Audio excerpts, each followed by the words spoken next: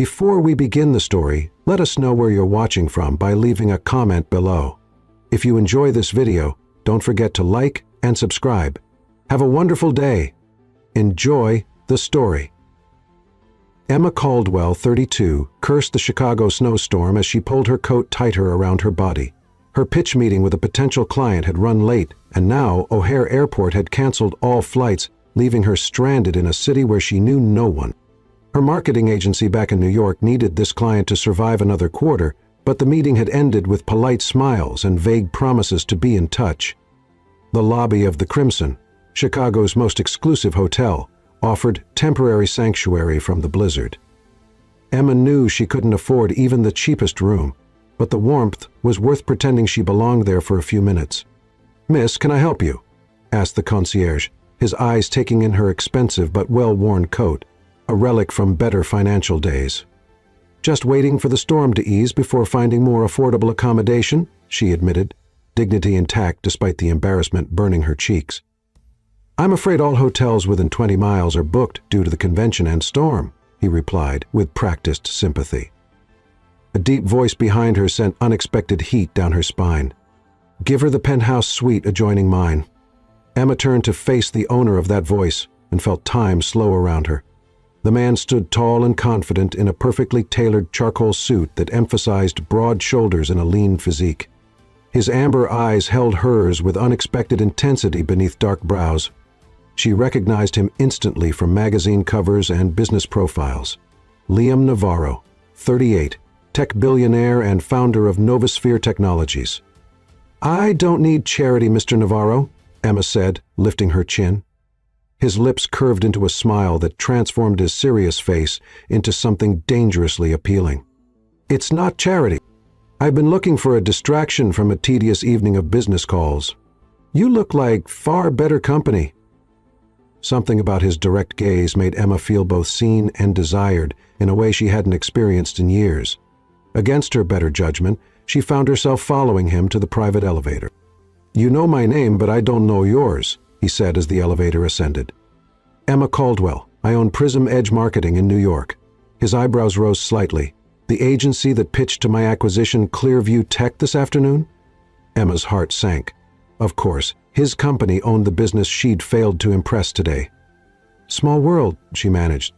"Interesting coincidence," he corrected, his eyes never leaving her face. The penthouse suite was larger than her entire apartment. Floor-to-ceiling windows displayed the blizzard transforming Chicago into a snow globe, city lights glimmering through the white. "Would you like a drink?" Liam asked, loosening his tie in a gesture that drew her attention to the strong column of his neck. Over expensive whiskey, they talked. Not about business or her failed pitch, but about art, travel, and childhood dreams. Emma found herself laughing, genuinely for the first time in months, as financial worries temporarily receded. When Liam spoke about growing up as the son of immigrants who pushed him relentlessly toward success, she glimpsed vulnerability beneath his powerful exterior. "My mother raised me to believe I could own the world," Emma confided when he asked about her background. She never mentioned how expensive the world would be to maintain. His laugh was rich and warm. "Is that why you started your own agency instead of working for someone else?"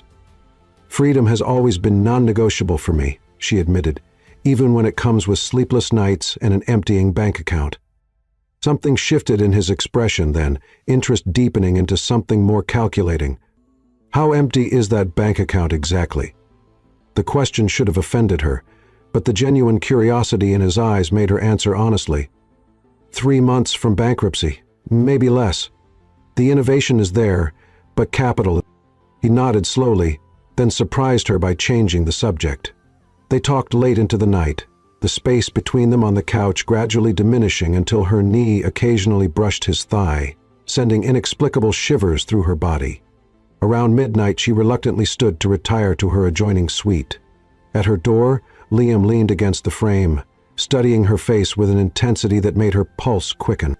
"Have breakfast with me tomorrow," he said. It wasn't quite a question. I should try to get back to New York, but even as she protested, Emma knew she would say yes. "The storm won't clear until afternoon." 9 o'clock, in my suite. His fingers brushed hers as he handed her the keycard. the brief contact burning like a brand against her skin. Emma slept restlessly, dreams filled with amber eyes and possibilities she couldn't afford to consider. At precisely 9 the next morning, she knocked on the connecting door. Liam opened it immediately, dressed casually in a black sweater that clung to his muscular frame. The intimate setting of a breakfast table for two by the windows made this feel dangerously like more than a business meeting. After they'd eaten, Liam fixed those penetrating eyes on her again. "I have a proposition for you, Emma, regarding something much more personal." He paused, seeming to choose his words carefully. "I need an heir." Emma nearly choked on her coffee. "Excuse me?" "I have a hereditary heart condition, nothing immediately life-threatening, but it complicates my future. I've built an empire with no one to leave it to, and traditional family relationships have proven challenging with my lifestyle." "And this concerns me how exactly?" Emma asked, pulse racing with confusion and something else she refused to name. Liam leaned forward, his gaze never wavering. "Give me a baby and I'll save your business." The world seemed to tilt beneath her. "That's insane. Is it? You need capital. I need a child with a mother whose intelligence and drive I respect. Our arrangement could be mutually beneficial. You can't be serious.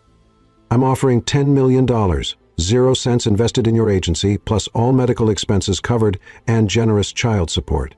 Naturally, you would have co-parenting rights, but the child would primarily reside with me after the age of 5.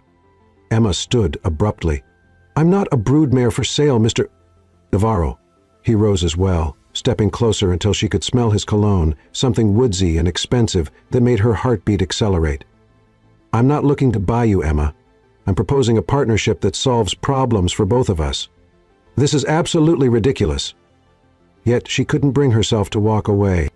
"Think about it," he urged, suddenly close enough that she could feel the heat radiating from his body. "What would you sacrifice for your company's survival? For the dream you've built?" Before she could answer, his hand cupped her cheek with unexpected gentleness. The touch sent electricity coursing through her veins. Then, as if he couldn't help himself, Liam leaned down and pressed his lips to hers. The kiss was meant to be brief, perhaps even businesslike, but the moment their lips met, something ignited between them. His mouth was warm and tasted faintly of coffee, and when his arms circled her waist to pull her closer, Emma found herself responding with an intensity that shocked her. The kiss deepened, his tongue teasing the seam of her lips until she opened for him with a soft gasp. When they finally broke apart, both breathing heavily, Liam looked as stunned as she felt. His eyes darkened with desire he couldn't hide. "Consider my offer," he whispered, his breath warm against her still tingling lips.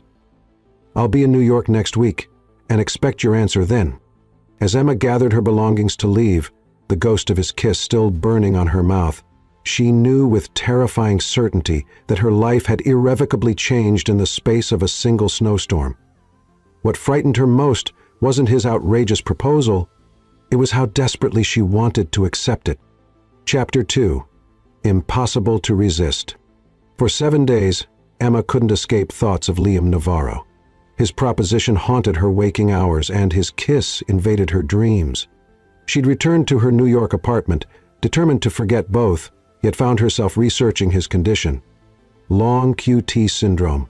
Hereditary but manageable with the right medical care, still potentially life-threatening. She told herself it was simple curiosity, not concern. Her resolve to refuse his outrageous offer strengthened when she entered her small but stylish office in Soho. This was her creation, her dream. She'd built Prism Marketing from nothing but ambition and innovative ideas. The thought of it disappearing made her physically ill. Another rejection letter. Sophia, 25, her assistant and last remaining full-time employee, placed the envelope on her desk, alongside the stack of unpaid invoices. The final blow came that afternoon when her largest client called to terminate their contract, citing budget cuts. Emma stared at the spreadsheet on her computer, the numbers blurring as she calculated how long before she would have to close the doors permanently. 3 weeks, perhaps 4. Not the 3 months she'd confidently told Liam. Her phone chimed with a text from an unknown number. "Lunch tomorrow. I'm in town earlier than expected. LN." Emma's fingers hovered over the screen. She should refuse. She should delete the message and forget him. Instead, she typed, When and where? His response came instantly. Le Bernardin, 12:30, car will collect you at noon. The Bentley arrived precisely at noon the next day. Emma had spent an embarrassing amount of time choosing euthanasia outfit, settling on a form-fitting emerald dress that complemented her dark skin and showcased the curves she normally downplayed in business settings. She told herself it was armor, not enticement. Le Bernardin's maitre d' led her to a private dining room, where Liam waited alone, tall and imposing in a navy suit that made his amber eyes appear even more striking. When those eyes traveled slowly from her face down the length of her body, Emma felt the heat of his gaze like a physical caress. "You look beautiful," he said, simply, pulling out her chair. "This isn't a date," she reminded him, ignoring the flutter in her stomach when their fingers brushed as he helped her into her seat. His smile held wicked promise. Of course not, just a business discussion, yet the meal felt remarkably like a date. Liam ordered for them both, normally something Emma would resent, but he'd somehow selected exactly what she would have chosen herself. The conversation flowed effortlessly, touching on art, philosophy, and current events. Not once did he mention his proposition, though it hung between them like an invisible thread connecting their every interaction. Only after dessert did Liam lean forward, his expression turning serious. "Have you considered my offer?" Emma took a sip of wine to steady herself. "It's completely inappropriate." "Yet you're here," he noted, his voice low and intimate in a way that made her skin tingle. "To refuse in person?" Liam's eyes narrowed slightly. "How close is your agency to failing, Emma? The truth this time." The question stung with its accuracy. 4 weeks, maybe less, since I lost Anderson Media yesterday." He nodded, unsurprised. "I made some inquiries. Your work is exceptional but undercapitalized, a common death knell for creative agencies." "You checked up on me."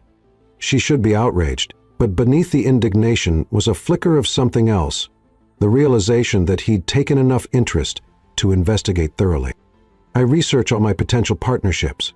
His choice of the last word carried implications that heated her blood. "Shall we discuss this somewhere more private?" An hour later, Emma found herself in Liam's penthouse overlooking Central Park.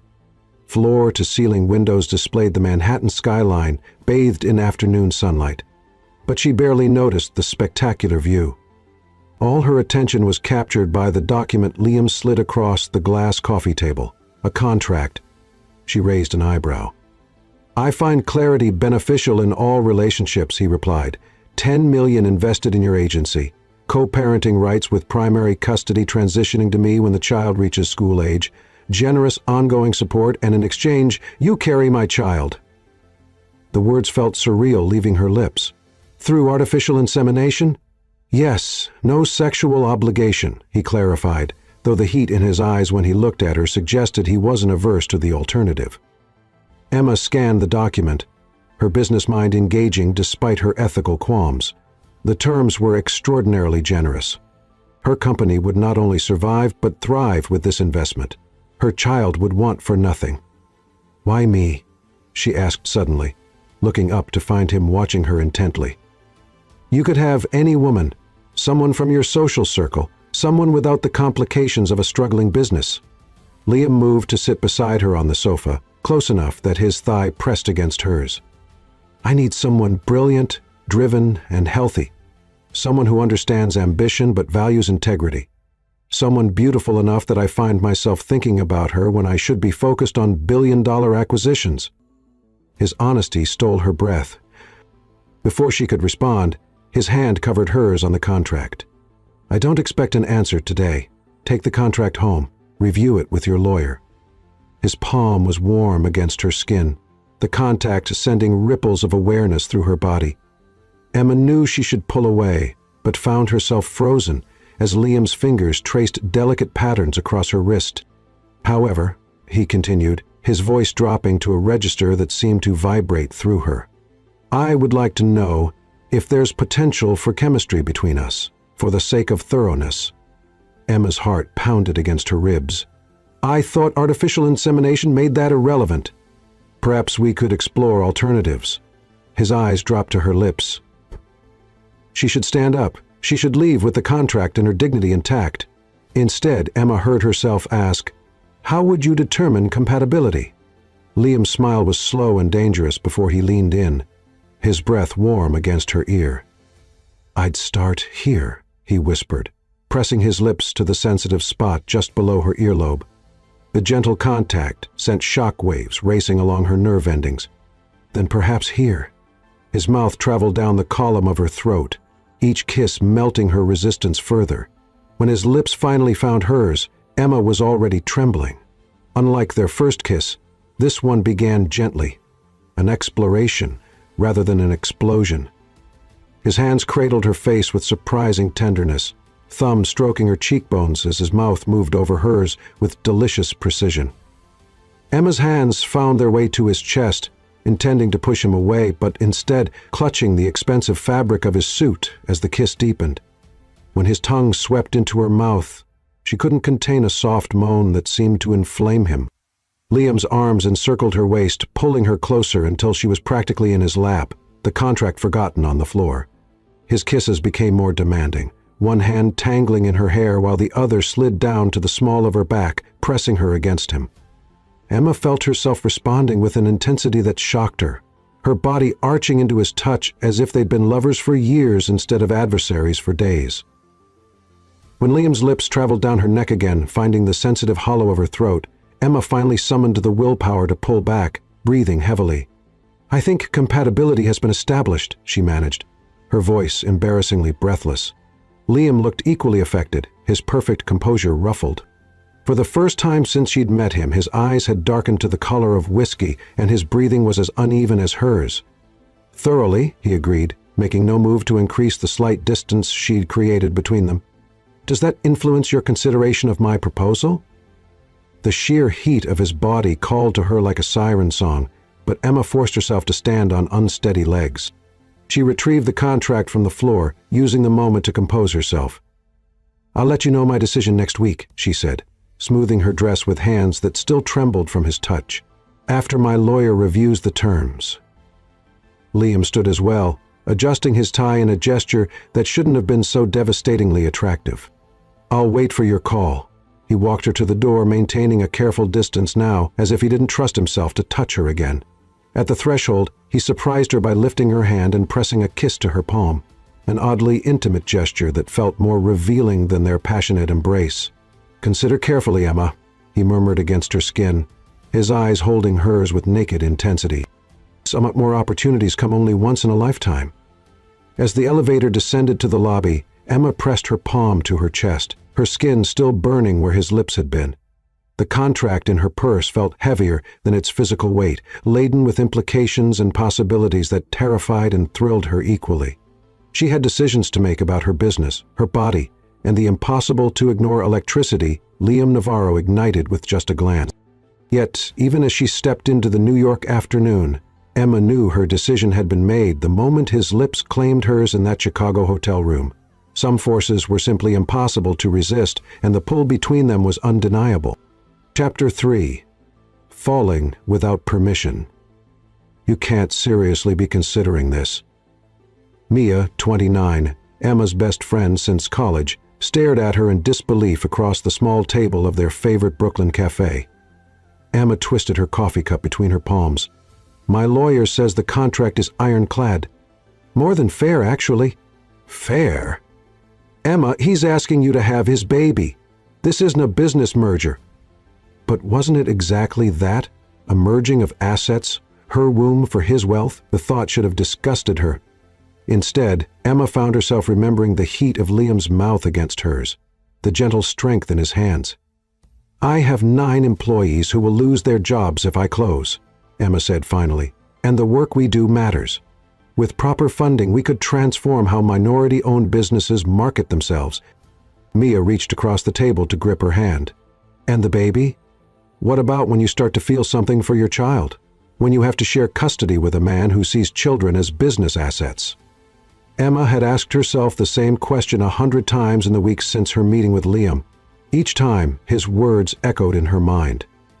"I need someone brilliant, driven, and healthy. Not some faceless surrogate, but her specifically. That had to mean something." "I think there's more to him than that," she admitted quietly. Mia's eyes widened. "Oh, God, you already have feelings for him?" "No, it's just complicated." But later that night, alone in her apartment, Emma acknowledged the truth as she signed her name to the contract. This wasn't just about saving her company. Something about Liam Navarro had gotten under her skin, into her blood, something that made her tremble at the thought of creating a child with him, even through the clinical distance of artificial insemination. 3 days later, she sat across from him in the office of one of Manhattan's most exclusive fertility specialists, listening to the doctor explain the procedure and timeline. Liam had insisted on the best medical care money could buy, regardless of the method they chose. "We'll need to run some tests before proceeding," the doctor explained. "Genetic compatibility, fertility assessments, standard procedure." Liam nodded, his expression betraying nothing, though Emma noticed his fingers tapping rhythmically against his thigh. A rare sign of tension from the normally composed billionaire. When the doctor left them alone to prepare for initial blood work, silence descended. Emma stared at the glossy pamphlets in her lap rather than meeting Liam's intense gaze. "Are you having second thoughts?" he asked finally. "No," she answered truthfully. "But it's becoming real." Liam leaned forward, his elbows on his knees. "I've reserved my home in the Hamptons this weekend before we proceed with medical interventions. I thought perhaps we should spend some time together, get to know each other beyond contracts and medical procedures." "A weekend?" Emma raised an eyebrow. "That seems unnecessarily domestic for a business arrangement." His lips curved in that dangerous half-smile that made her pulse jump.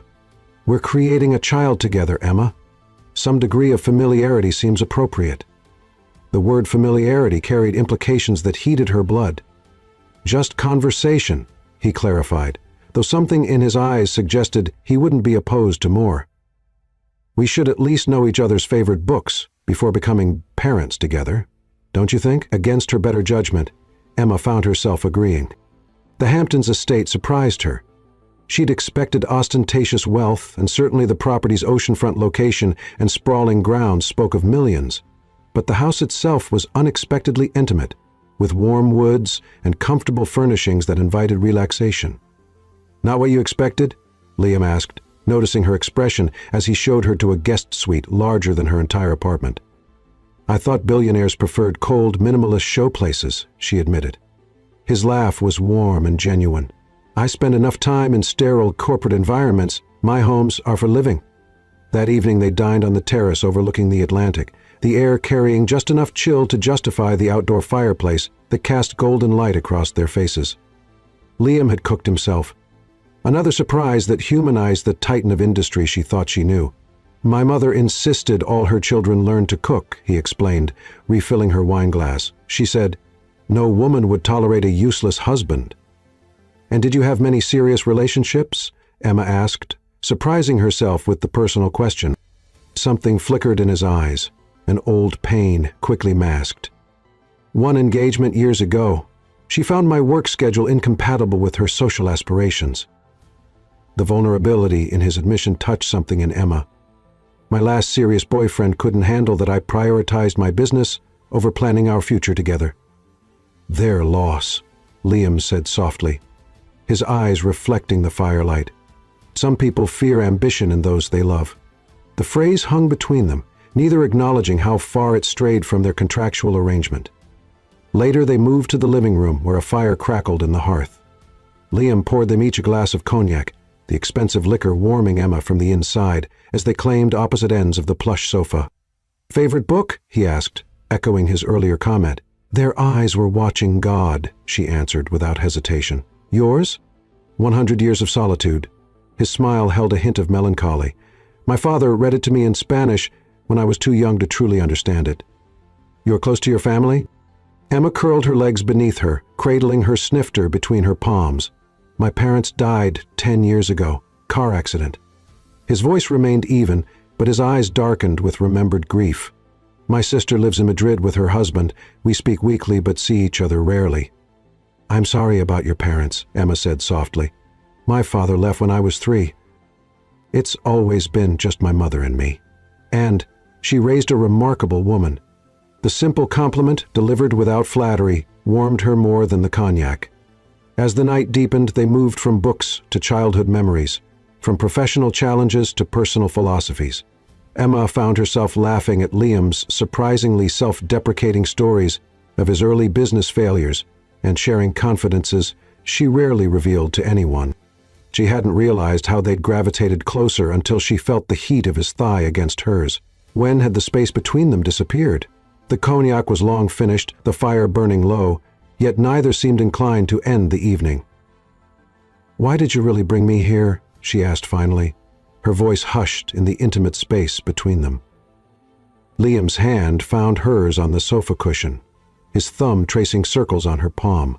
"I told myself it was practical. Parents should know each other."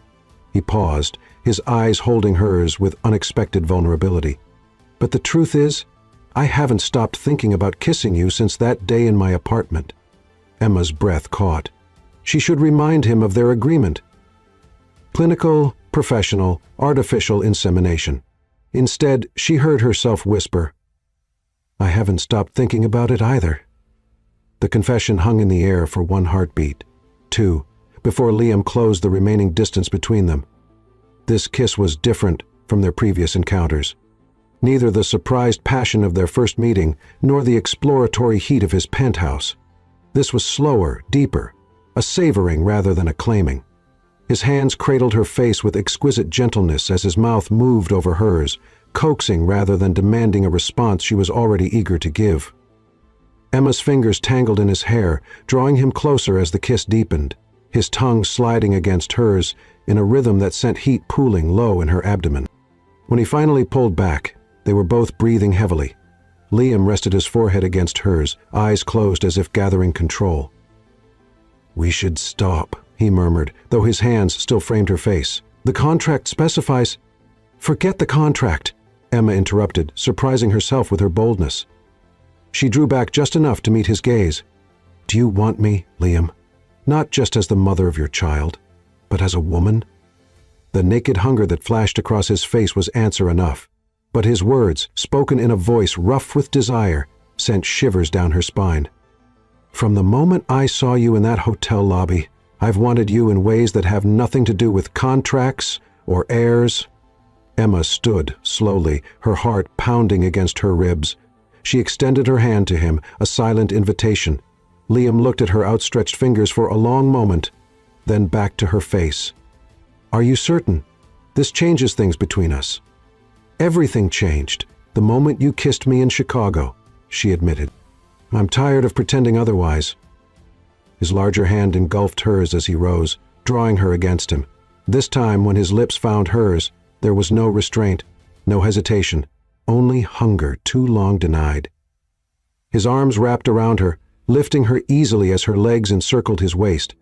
Without breaking the kiss, he carried her from the living room toward the master suite at the end of the hall. In his bedroom, illuminated only by moonlight streaming through panoramic windows, Liam laid her gently on his bed. He stood looking down at her, his expression a mixture of desire and something deeper, more tender. "We're supposed to create a child through medical science," he said softly, his fingers working the buttons of his shirt. Cold, clinical, efficient. Emma rose to her knees on the bed, reaching for him. "I think we can manage the creation part ourselves," she whispered, replacing his fingers with her own as she continued unbuttoning his shirt. "Though I can't promise cold or clinical."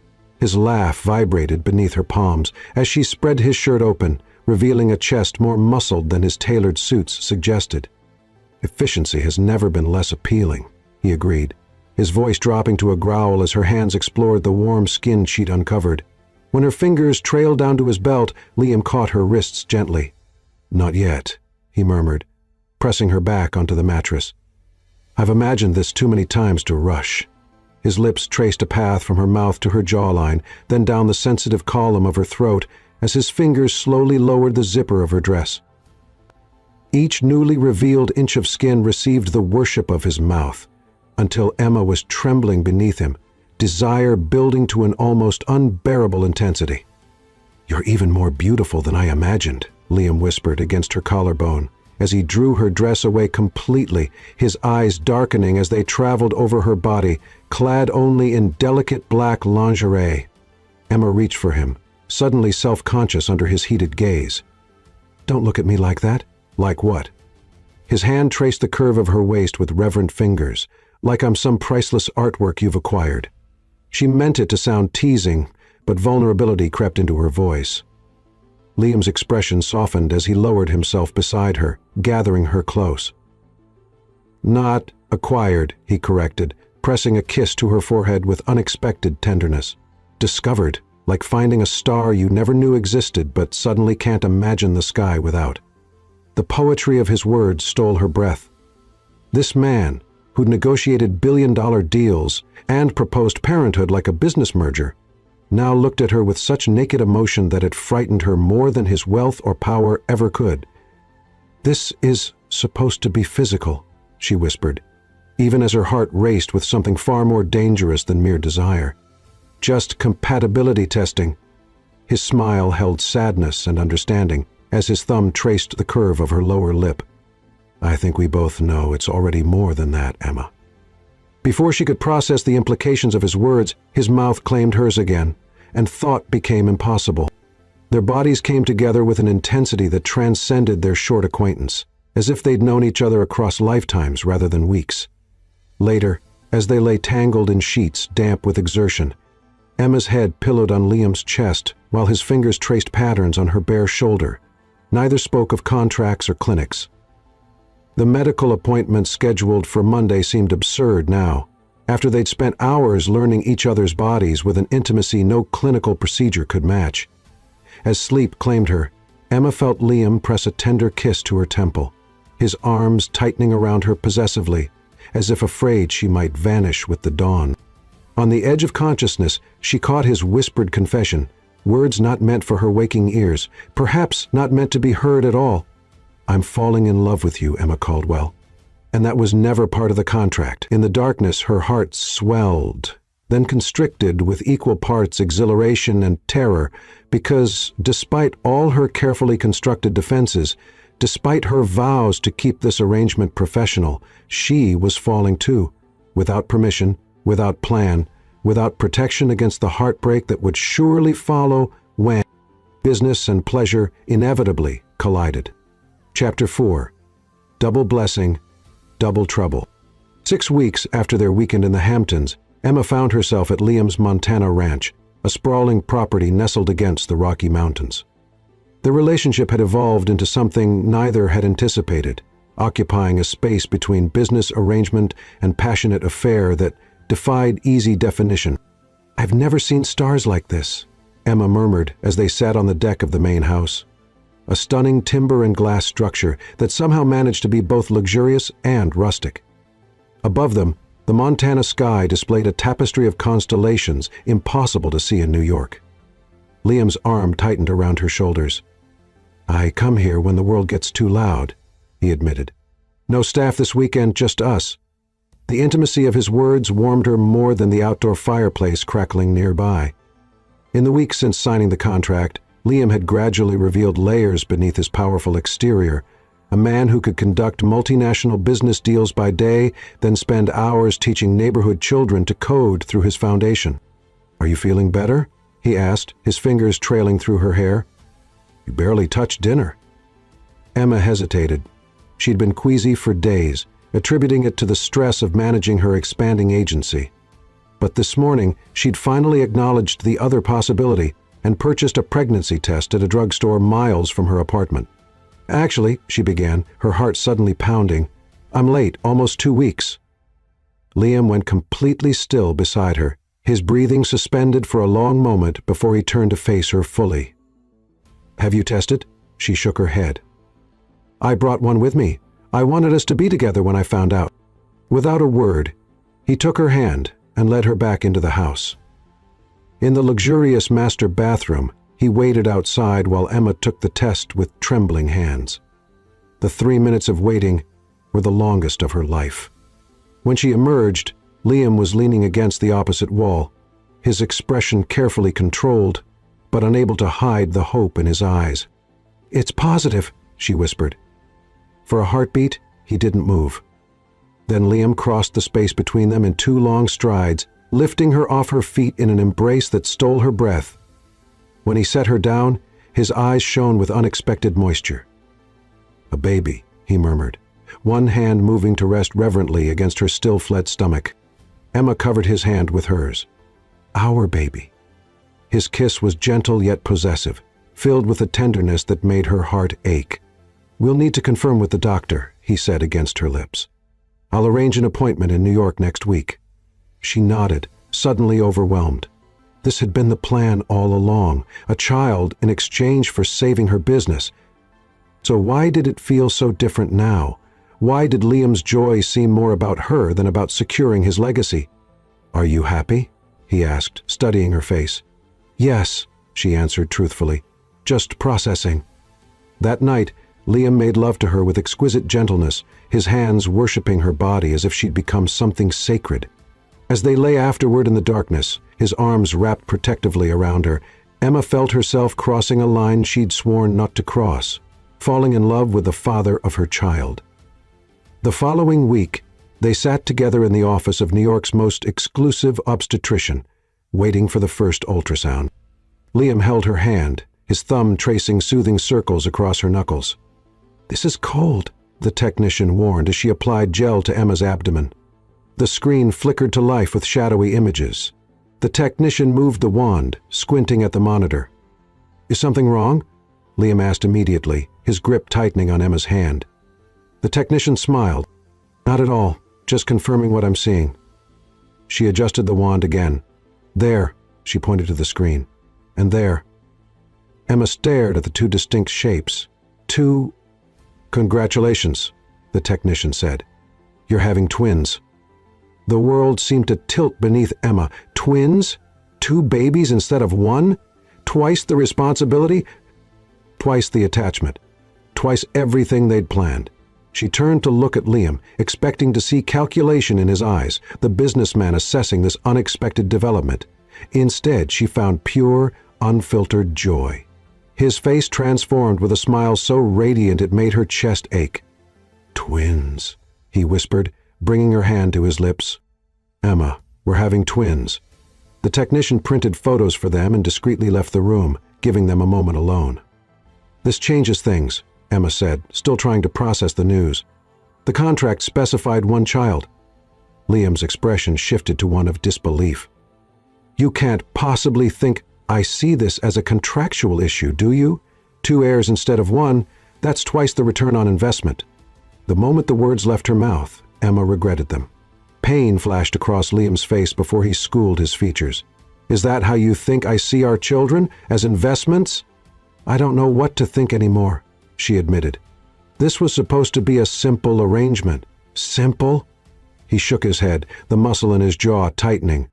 "There's been nothing simple about this from the moment I met you, Emma." Before she could respond, he knelt beside the examination table, taking both her hands in his. "Listen to me. I don't care if it's 1 baby or 2 or a dozen. They're ours, something we created together. Can't you see what that means to me?" The vulnerability in his eyes undid her. "I'm scared," she whispered. "This is all happening so fast." His expression softened. "I know, but you're not alone in this. I promise you that." He hesitated, then added quietly, "Not just because of our agreement." The unspoken emotion behind his words hung between them like a tangible thing, neither ready to name it, both feeling its weight. "Let's go home," Liam said finally, helping her up. "We have a lot to talk about."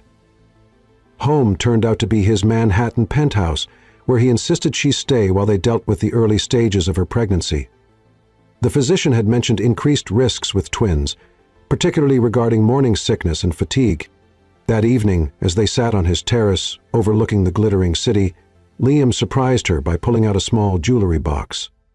"This isn't what you think," he said, seeing her expression. "Not yet, anyway."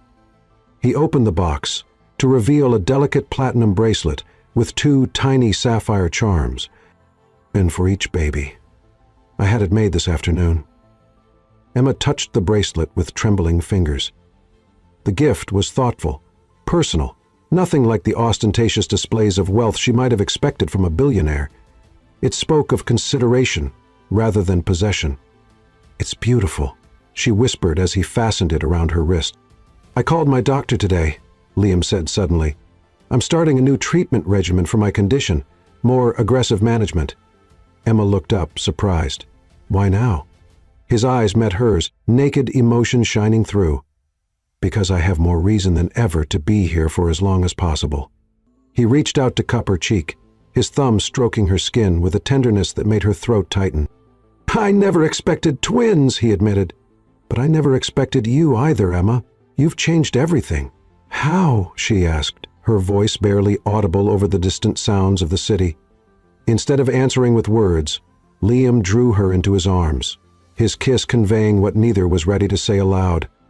As the Manhattan lights twinkled around them, Emma surrendered to the feeling she'd been fighting, the impossible, undeniable truth that what had begun as a business arrangement had become the most profound connection of her life.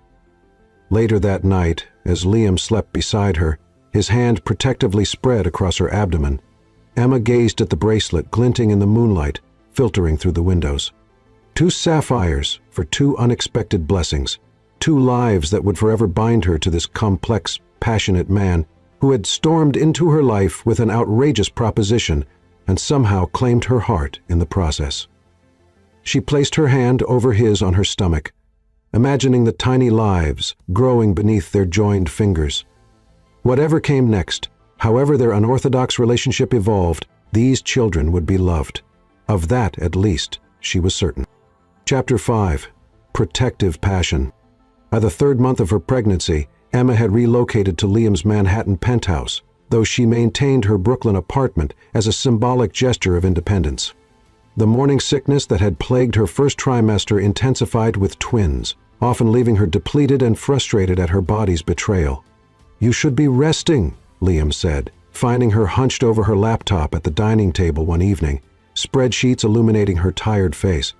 He'd just returned from a 3-day business trip to Silicon Valley, his tie loosened and jacket discarded at the door. Emma looked up, unable to hide her smile at seeing him despite her exhaustion. The Peterson campaign launches next week. I need to finalize the strategy. Instead of arguing, Liam moved behind her chair, his strong hands finding the knots in her shoulders with unerring precision. You've built an exceptional team, he reminded her as his thumbs worked magic along her spine. Trust them to execute your vision. She let her head fall back against his chest, tension melting under his touch. That's rich coming from the notorious micromanager of Novosphere Technologies. His low chuckle vibrated against her. Do as I say, not as I do. When his hands moved from her shoulders to gently massage her temples, Emma nearly moaned with relief. These small acts of care, so at odds with the ruthless business titan portrayed in the media, had become commonplace in their evolving relationship. I missed you, she admitted softly, the words slipping out before she could censor them. Liam's hand stilled for a heartbeat before he bent to press a kiss to the top of her head. I missed you too. Both of you, he corrected, one hand moving to rest gently on her stomach, where the smallest bump was beginning to show. All 3 of us, she reminded him with a smile. His expression softened into that look of wonder that appeared whenever they discussed the twins. All 3 of you, he agreed, coming around to kneel before her chair. How are my children today? Active, especially when I'm trying to sleep. Liam pressed his palm more firmly against her belly, as if trying to connect with the tiny lives growing within. The tenderness in his touch made Emma's heart constrict with emotions she still resisted naming. Come to bed, he urged, standing and offering his hand. The spreadsheets will still be there tomorrow. Too tired to argue, Emma allowed him to lead her to the master suite with its panoramic views of the city. Their nighttime routine had developed a comfortable rhythm, Liam drawing her a bath infused with the lavender oil that helped with her nausea, then joining her in the massive soaking tub where his hands would wander with reverent appreciation over her changing body. Tonight, as she leaned back against his chest in the warm water, his arms encircling her, Emma felt the weight of unspoken words between them. The doctor's appointment yesterday, she began, watching his reflection in the floor-to-ceiling windows opposite the tub. There's something I didn't tell you. His body tensed behind her. What is it? Are the babies all right? They're fine, she assured him quickly. It's just, my blood pressure is elevated. Dr. Morgan wants me on partial bed rest for the next few weeks. She's concerned about preeclampsia." Liam was silent for a long moment, his hands unconsciously protective over her belly beneath the water. "Why didn't you tell me immediately?" "You were closing the Beijing deal. I didn't want to worry you." He turned her in his arms to face him, water sloshing around them. "Nothing, no deal, no company, nothing is more important to me than you and our children. Do you understand?" The fierce intensity in his eyes stole her breath. "Liam, MILLIONAIRE? Emma, I need you to hear this." His hands framed her face with gentle insistence. "When I created that contract, I thought I knew what I wanted. An heir, a continuation of my legacy. But now," he paused, vulnerability raw in his expression, "now the thought of anything happening to you terrifies me more than any business failure ever could." The naked emotion in his voice made her throat tighten. "I'm fine. We're all fine. It's just a precaution. A precaution we're going to take very seriously." His thumb traced her cheekbone with exquisite tenderness. "Starting tomorrow, you're working from home. I'll have a home office set up in the guest suite." Emma started to protest, then saw the fear beneath his commanding tone. This wasn't about control, it was about protection, about care. "Okay," she agreed softly. "But I still need to visit the office once a week. I can't run my agency entirely remotely." "Twice a month," he countered. "And I'll come with you. Once a week, and I'll use your driver instead of the subway." A smile tugged at his lips. "Still negotiating with me, even in the bathtub?" "Always," she confirmed, leaning forward to press a soft kiss to his mouth. What began as gentle reassurance quickly deepened into something more heated as Liam pulled her closer, water lapping around them as his hand slid down her back to her hips. The changes in her body had only intensified his desire, his touch reverent as he explored the fuller curves of her breasts, the roundness of her belly. "You're beautiful," he murmured against her throat as his lips traced a path down to her collarbone. "More beautiful every day." Emma arched into his touch, her body hypersensitive with pregnancy hormones, even with swollen ankles and stretch marks.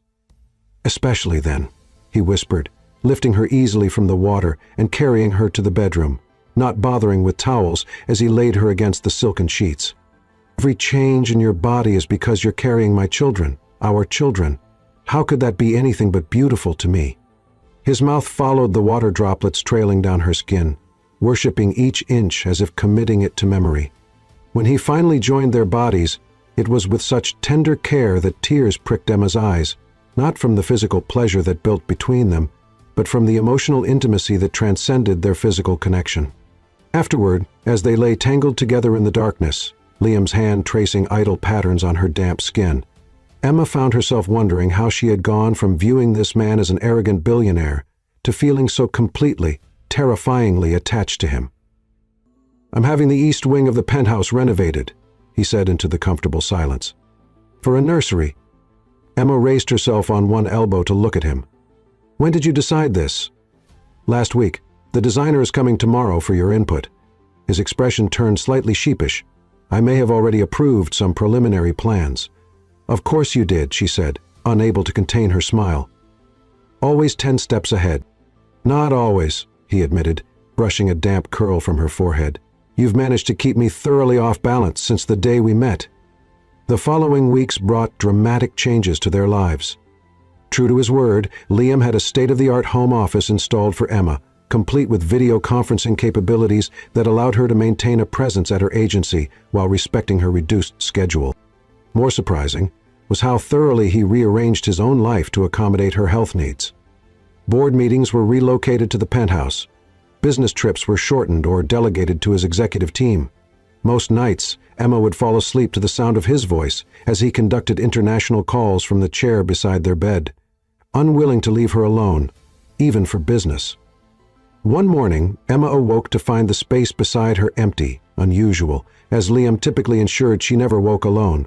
Following the scent of coffee, decaf, to her ongoing dismay, she padded through the penthouse to find him in what had been a seldom-used sitting room, now transformed with scaffolding and paint samples. Liam stood in the center of the chaos, barefoot in sleep pants and a t-shirt, deep in conversation with a woman Emma recognized as Nora Patel, 45, one of the country's most sought-after interior designers. "No, the cribs need more space. Between them," he was saying, gesturing to the blueprint spread across a makeshift table. "And the monitoring system should be integrated with both our phones plus the night nurse's station." "Morning," Emma said, amused by his intensity over nursery designs. Liam turned immediately, crossing to her with a smile that still made her heart skip. "You should be resting," he chided gently, but the kiss he pressed to her lips held no real reproach. "The smell of coffee lured me out," she explained, nodding hello to the designer. "What are you doing?" "Finalizing the nursery plans." He led her to the blueprints, one arm wrapped protectively around her waist. "I wanted to surprise you, but since you're here, what do you think?" The designs were breathtaking. A celestial theme with constellations painted on midnight blue ceilings, walls that transitioned from deep space to dawn. Custom furniture crafted from sustainable materials. But what caught Emma's attention was the small door connecting to the master suite. "You moved the nursery closer to our bedroom," she noted, something warm unfurling in her chest at the change from the original East Wing location. "I want them near us," Liam said simply, "at least for the first year. Our bedroom. Us." The casual intimacy of his words reflected how thoroughly their lives had intertwined, far beyond the clinical arrangement outlined in that long-forgotten contract. Later that afternoon, as Emma worked from the chaise lounge Liam had insisted on installing in her office for mandatory rest periods, she was interrupted by the arrival of a delivery crew bearing dozens of books. "What's all this?" she asked, as Liam directed the placement of new bookshelves in what would become the nursery's reading nook. "Children's books," he explained, examining the spine of a colorful volume. "Every title my researchers identified as developmentally significant, plus the classics from multiple cultures. I want our children surrounded by stories from birth." Emma picked up a book of African folktales, identical to one her mother had read to her as a child. "How did you know about this one?" Liam looked suddenly self-conscious, an expression so rare it caught her attention immediately. "I may have had lunch with your mother last week." "You what?" Emma stared at him in shock. She'd told her mother about the pregnancy, of course, but not the full circumstances of her arrangement with Liam. She was hesitant at first, he admitted, concerned about her daughter carrying a billionaire's children without the protection of marriage.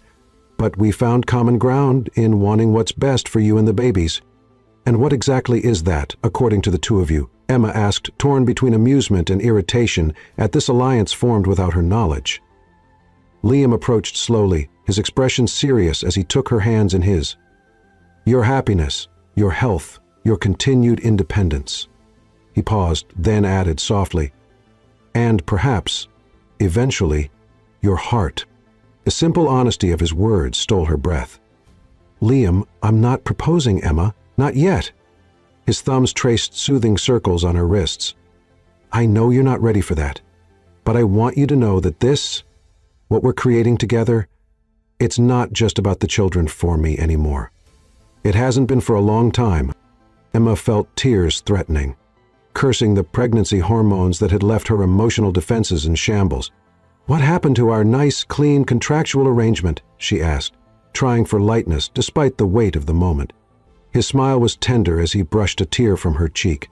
"It got wonderfully, hopelessly complicated the moment you kissed me back in that Chicago hotel room."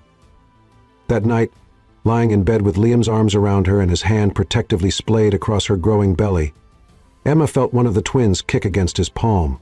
The look of wonder that transformed his face, equal parts vulnerability and joy, broke something open inside her. "I think I'm falling in love with you," she whispered into the darkness, afraid to watch his reaction to words she'd never intended to speak. For a heart-stopping moment, Liam was perfectly still beside her. Then he gathered her closer, his lips finding hers in a kiss of such tender passion that it answered her confession without words. "I fell for you months ago," he murmured against her mouth. "I've just been waiting for you to catch up." As his hands and lips began their now familiar worship of her changing body, Emma surrendered to the truth she'd been fighting since that first passionate weekend in the Hamptons. What had begun as a business arrangement had evolved into something neither had anticipated. a connection that transcended contracts and conditions, that flourished in the space between calculation and chance. And as Liam's touch ignited her body, while his whispered words of devotion soothed her soul, Emma allowed herself to believe that perhaps their unorthodox beginning might lead to the most conventional of happy endings. Chapter 6. Hearts Entangled. "Liam, your sister just texted me. They've landed early." Emma's voice carried through the penthouse as she waddled, there was no other word for it, at 5 months pregnant with twins, from the bedroom to the living room where Liam was making last-minute arrangements. His head snapped up from his phone, a flash of panic crossing his normally composed features. "They weren't supposed to arrive until tonight." "Well, they're here now. Isabella says they're 20 minutes from Manhattan." Liam crossed the room in long strides, pulling Emma into his arms with the gentle protectiveness that had become second nature. "Are you sure you're up for this? We can still cancel." Emma laughed, smoothing his already perfect tie. "Cancel your sister's first visit in 2 years? I don't think so." She kissed him lightly, savoring the immediate way his body responded to her touch. "Besides, they have to know eventually, might as well be now." The truth was, Emma was nervous. In the 2 months since they'd confessed their feelings, their relationship had blossomed in the safe cocoon of their private life. They hadn't discussed how to explain their unconventional arrangement to others, especially Liam's traditional Spanish family. Technically, they were still operating under a contract, albeit one neither had mentioned in months. They weren't engaged, though Liam had taken to kissing her growing belly each night and whispering to the twins in Spanish about, "Your mama, who will someday be my wife." "Isabella can be intense," Liam warned, his hands moving to rest on the swell of her stomach where the twins were performing their daily acrobatics. "My parents raised us with very traditional values." "You mean she might object to her brother knocking up a woman with twins out of wedlock?" Emma teased, then sobered at his expression. "Liam, I'm kidding. It will be fine." His eyes searched hers. "I don't want them making you uncomfortable. You and the babies are my priority." The fierce protectiveness in his voice warmed her from within. Before she could respond, the elevator chimed, announcing visitors. "That was not 20 minutes, Emma muttered, suddenly self-conscious about her maternity dress and the obvious evidence of her pregnancy. Liam squeezed her hand. "Remember, I love you." The words, still new enough to send shivers down her spine, gave her courage as the elevator doors opened. Isabella Navarro Vega, 35, burst into the penthouse like a force of nature, her dark eyes so similar to Liam's, taking in everything at once. Behind her followed a distinguished man Emma assumed was her husband, Diego, 40, and 2 beautiful children who shared the Navarro family's striking features. "Imanado!" Isabella cried, throwing herself into Liam's arms. "Demasiado tiempo!" As the siblings embraced, Isabella's gaze found Emma over Liam's shoulder, her eyes widening, traveling, obviously, to Emma's protruding stomach before returning to her face with unconcealed shock. "Isabella," Liam said, switching to English as he stepped back and reached for Emma's hand. "This is Emma Caldwell, my partner, Emma, my sister Isabella, her husband Diego, and my niece and nephew, Lucia, 9, and Mateo, 7. Emma stepped forward with an outstretched hand. "It's wonderful to finally meet you. Liam talks about you constantly." Isabella took her hand after the briefest hesitation, her expression a complex mixture of emotions. "Partner," she repeated, the emphasis subtle but unmistakable. Her gaze returned to Emma's belly, and clearly more than that, it seems. Diego moved forward smoothly, kissing Emma's cheeks with European formality. "Please forgive my wife's directness. The shock of seeing her brother so domesticated has temporarily stolen her manners." The gentle reprimand broke the tension as Isabella flushed slightly. "Forgive me. It's just that Liam never mentioned—" She gestured vaguely toward Emma's stomach. "It's a relatively recent development," Emma offered with a smile. "We're expecting twins in about 4 months." "Twins?" Isabella's expression softened immediately. "Dios mío! Twins run in our family. Our grandmother was a twin." As the initial awkwardness faded, the family moved to the living room, where Liam had arranged for refreshments. The children quickly gravitated to Emma, fascinated by her pregnancy and full of questions about the babies that made the adults laugh. "Will you be getting married before they arrive?" Lucia, the 9-year-old niece, asked with childish directness as she pressed her small hand against Emma's belly, delighted when one of the twins kicked in response. An uncomfortable silence fell over the room. Emma glanced at Liam, unsure how to answer. "Lucia," Isabella began, but Liam interrupted gently. "It's all right." He met Emma's eyes across the room, something soft and private in his gaze. "Emma and I are taking things one step at a time." "But Papa says babies should have married parents," Lucia persisted, oblivious to the tension. Diego cleared his throat. "Perhaps we should let the children see their bedrooms? I'm sure they'd like to rest before dinner." After the children were settled in the guest rooms with their tablets, the adults reconvened for cocktails. Sparkling water with lime for Emma, while the others enjoyed Liam's expensive scotch. "So?" Isabella said, settling beside Emma on the sofa while the men discussed Diego's banking business across the room. "How did you and my brother meet? He's been frustratingly vague in his messages." Emma hesitated, unsure how much Liam wanted her to reveal. "We met during a business trip in Chicago," she said carefully. "I own a marketing agency that was pitching to one of his acquisitions." "Ah, business, always my brother's first love." Isabella's smile was knowing as she sipped her drink. "Until now, it seems." "He's very passionate about his work," Emma agreed neutrally. Isabella laughed softly. "That's a diplomatic answer. Most women call him obsessive, controlling, and impossible." She studied Emma curiously. "Yet here you are, carrying his children and looking at him like he hung the moon." Heat rose in Emma's cheeks. Was she that transparent? "Liam is not always what he seems on the surface." "Clearly." Isabella's eyes softened. "I haven't seen him like this before.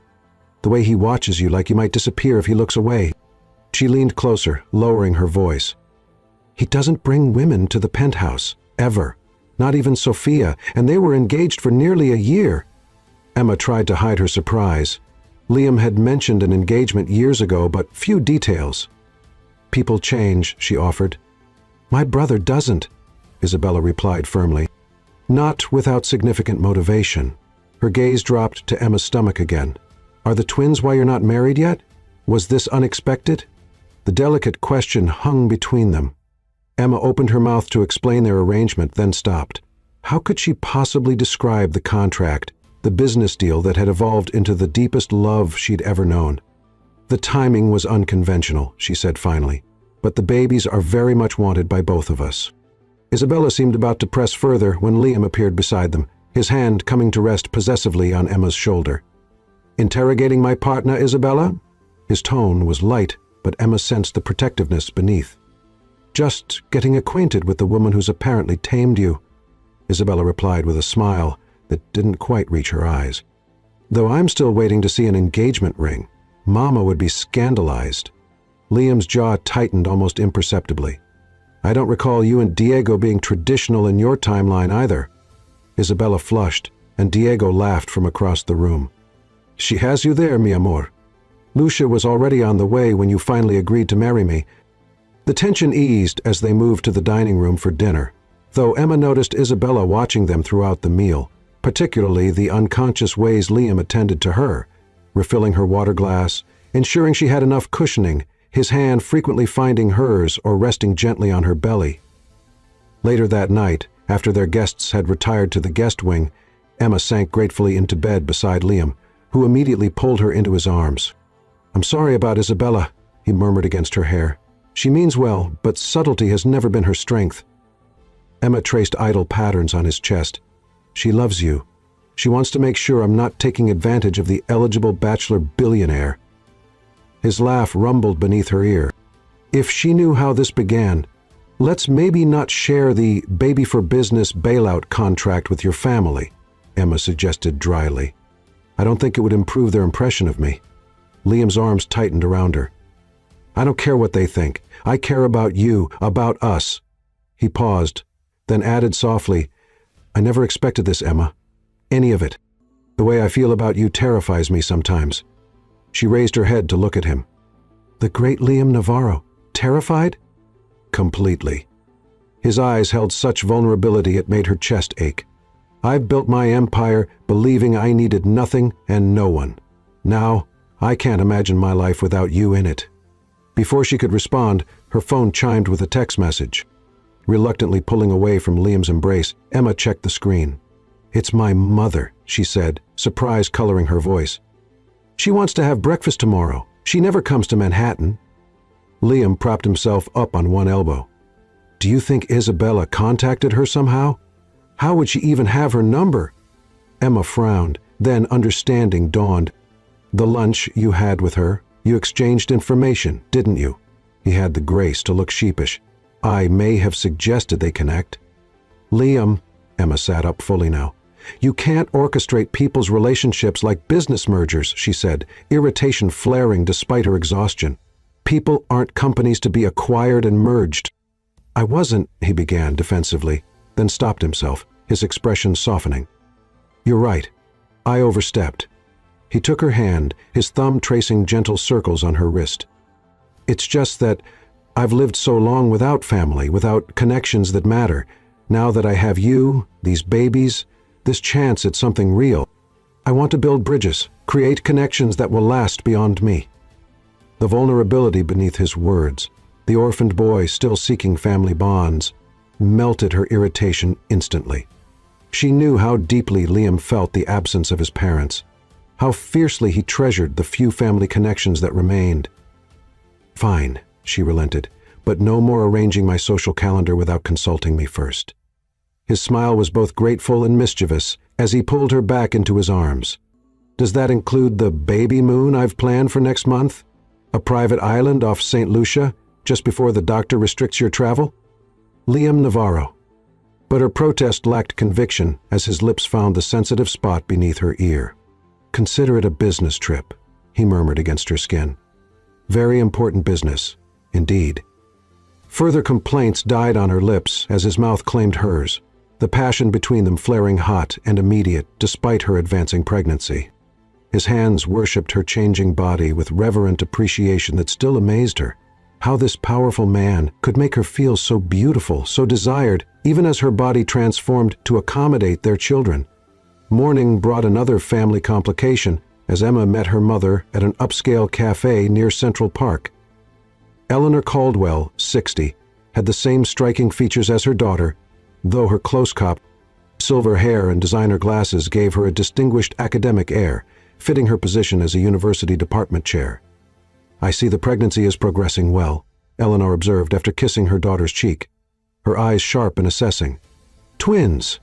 Quite the commitment for a relationship that began as a business transaction." Emma nearly choked on her. "Water, he told you." "Liam was surprisingly forthcoming during our lunch," Eleanor replied, unruffled. "I appreciate honesty, even when the truth is unconventional. Mom, it's not what it sounds like anymore. Things have changed between us." Eleanor raised an elegant eyebrow. "Clearly, since you're living in his penthouse and carrying his children, the question is whether they've changed enough." "What does that mean?" "It means," Eleanor said carefully, "that I raised you to be independent, to never depend on a man for your security or happiness.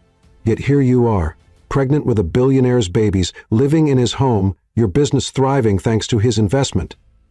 The words stung with uncomfortable truth. "My agency is successful because of my work, not just his money." "Of course it is. Your talent was never in question." Eleanor reached across the table to grip her daughter's hand. "But Emma, when these babies come, when your body and heart are entirely focused on these new lives, will your independence remain intact? Will your identity survive being Liam Navarro's woman, the mother of his heirs?" "That's not how he sees me," Emma protested, though a seed of doubt took root. "We love each other." "I'm sure you do," Eleanor said softly. "But love without equality rarely survives. His sister called me last night, concerned that her brother has no plans to marry you before the twins arrive." Emma's eyes widened. "Isabella called you? She's protective of her brother and his reputation, not unlike Liam himself, actually." Eleanor's smile held a hint of admiration. She wanted to assess my position on the situation. "And what did you tell her?" Emma asked, dreading the answer. "I told her that my daughter makes her own decisions, and that if marriage was not yet on the table, I trusted there were good reasons." Eleanor sipped her tea calmly. "I also suggested that pressuring you would be counterproductive. Relief flooded through Emma. "Thank you." "Don't thank me yet," Eleanor warned. "I support your choices, but I need to know they're truly your choices, not concessions made because of financial entanglement or pregnancy hormones. Are you happy, Emma? Truly happy? Not just swept away by passion and luxury?" The question gave Emma pause. These past months with Liam had been a whirlwind of emotion and adjustment. The contract that had brought them together now seemed like a relic from another lifetime, yet it still legally bound them. Their relationship had evolved organically into love, yet they'd never fully addressed the power imbalance at its foundation. "I love him," she said finally, "more than I thought possible, and he loves me, not just as the mother of his children." "Then why aren't you engaged?" Eleanor asked bluntly. Emma smiled ruefully. "Because he hasn't asked, and because I'm not sure I'd say yes if he did. Not yet." Eleanor studied her daughter's face. "Now that sounds like my independent girl." When Emma returned to the penthouse, she found Liam and Isabella in the kitchen, having what appeared to be an intense conversation in rapid Spanish. They fell silent at her entrance, exchanging glances that raised Emma's suspicions immediately. "Don't stop on my account," she said, hanging her purse on the back of a chair. Isabella recovered first, smiling too brightly. "We were just discussing family matters. How was breakfast with your mother?" "Illuminating," Emma replied, eyes fixed on Liam. "She mentioned you two had a nice chat on the phone last night." Isabella at least had the grace to look embarrassed. "I thought it would be good to connect, mother to mother, about the babies. The babies who aren't here yet and already have more people managing their lives than a Hollywood child star," Emma said dryly. Liam approached her, his expression serious. "We need to talk," he said quietly. "Alone." After Isabella discreetly excused herself, Liam led Emma to the terrace, his usual confidence seemingly diminished. "Your family thinks we should get married," Emma said before he could speak. "Yes," he didn't deny it. "But that's not why I want to talk." Something in his tone made her heart beat faster. "What is it?" "Isabella received a call this morning from a journalist asking for confirmation about my contract baby arrangement with a struggling businesswoman." Emma felt the blood drain from her face. "What? How could anyone know about that?" "I don't know," Liam said grimly. "The contract was confidential, seen only by our lawyers. But someone is talking to the press." "Is this why Isabella called my mother? To coordinate damage control?" Liam nodded. "Partially. She's protective of the family name." He hesitated, then added, "She also suggested that announcing an engagement would neutralize the story." Emma stiffened. "So, I should marry you to avoid a scandal. How romantic."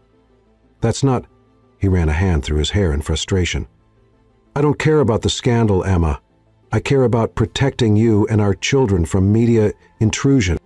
By rushing into a marriage to save appearances?" She stepped back, something cold forming in her chest. "Is that what these past months have been? A long-term public relations strategy?" Hurt flashed across Liam's face. "How can you even think that? I love you. I've told you that, shown you that, while conveniently solving your image problem at the same time." As soon as the words left her mouth, Emma regretted them. She knew they weren't fair, but fear and hormones and her mother's warnings about independence were colliding inside her. "Is that what you think of me?" Liam's voice was dangerously quiet. "After everything we've shared?" Before she could respond, Isabella appeared at the terrace doorway. "I'm sorry to interrupt, but Diego's mother just called. She saw the gossip item online already. It's spreading." The next hours passed in a blur of phone calls and strategy sessions. Liam's PR team arrived to manage the situation, presenting options ranging from no comment to public statements. Through it all, Emma felt increasingly like a spectator in her own life crisis, watched with sympathetic concern by Liam's family as the professionals took control. That evening, after Isabella and her family had tactfully retreated to their hotel for the night, Emma found Liam in his home office, still on the phone with his legal team. "I don't care what it costs," he was saying, his voice tight with controlled anger. "Find out who leaked it and make them regret it." He looked up as Emma entered, his expression softening immediately. "I need to go handle it." He ended the call and came around his desk, reaching for her. "You should be resting." "I've been resting all day while your team manages my scandal," she said, avoiding his touch. I need to know what's happening, Liam. This affects me too. He let his hands fall to his sides. The story's been contained for now.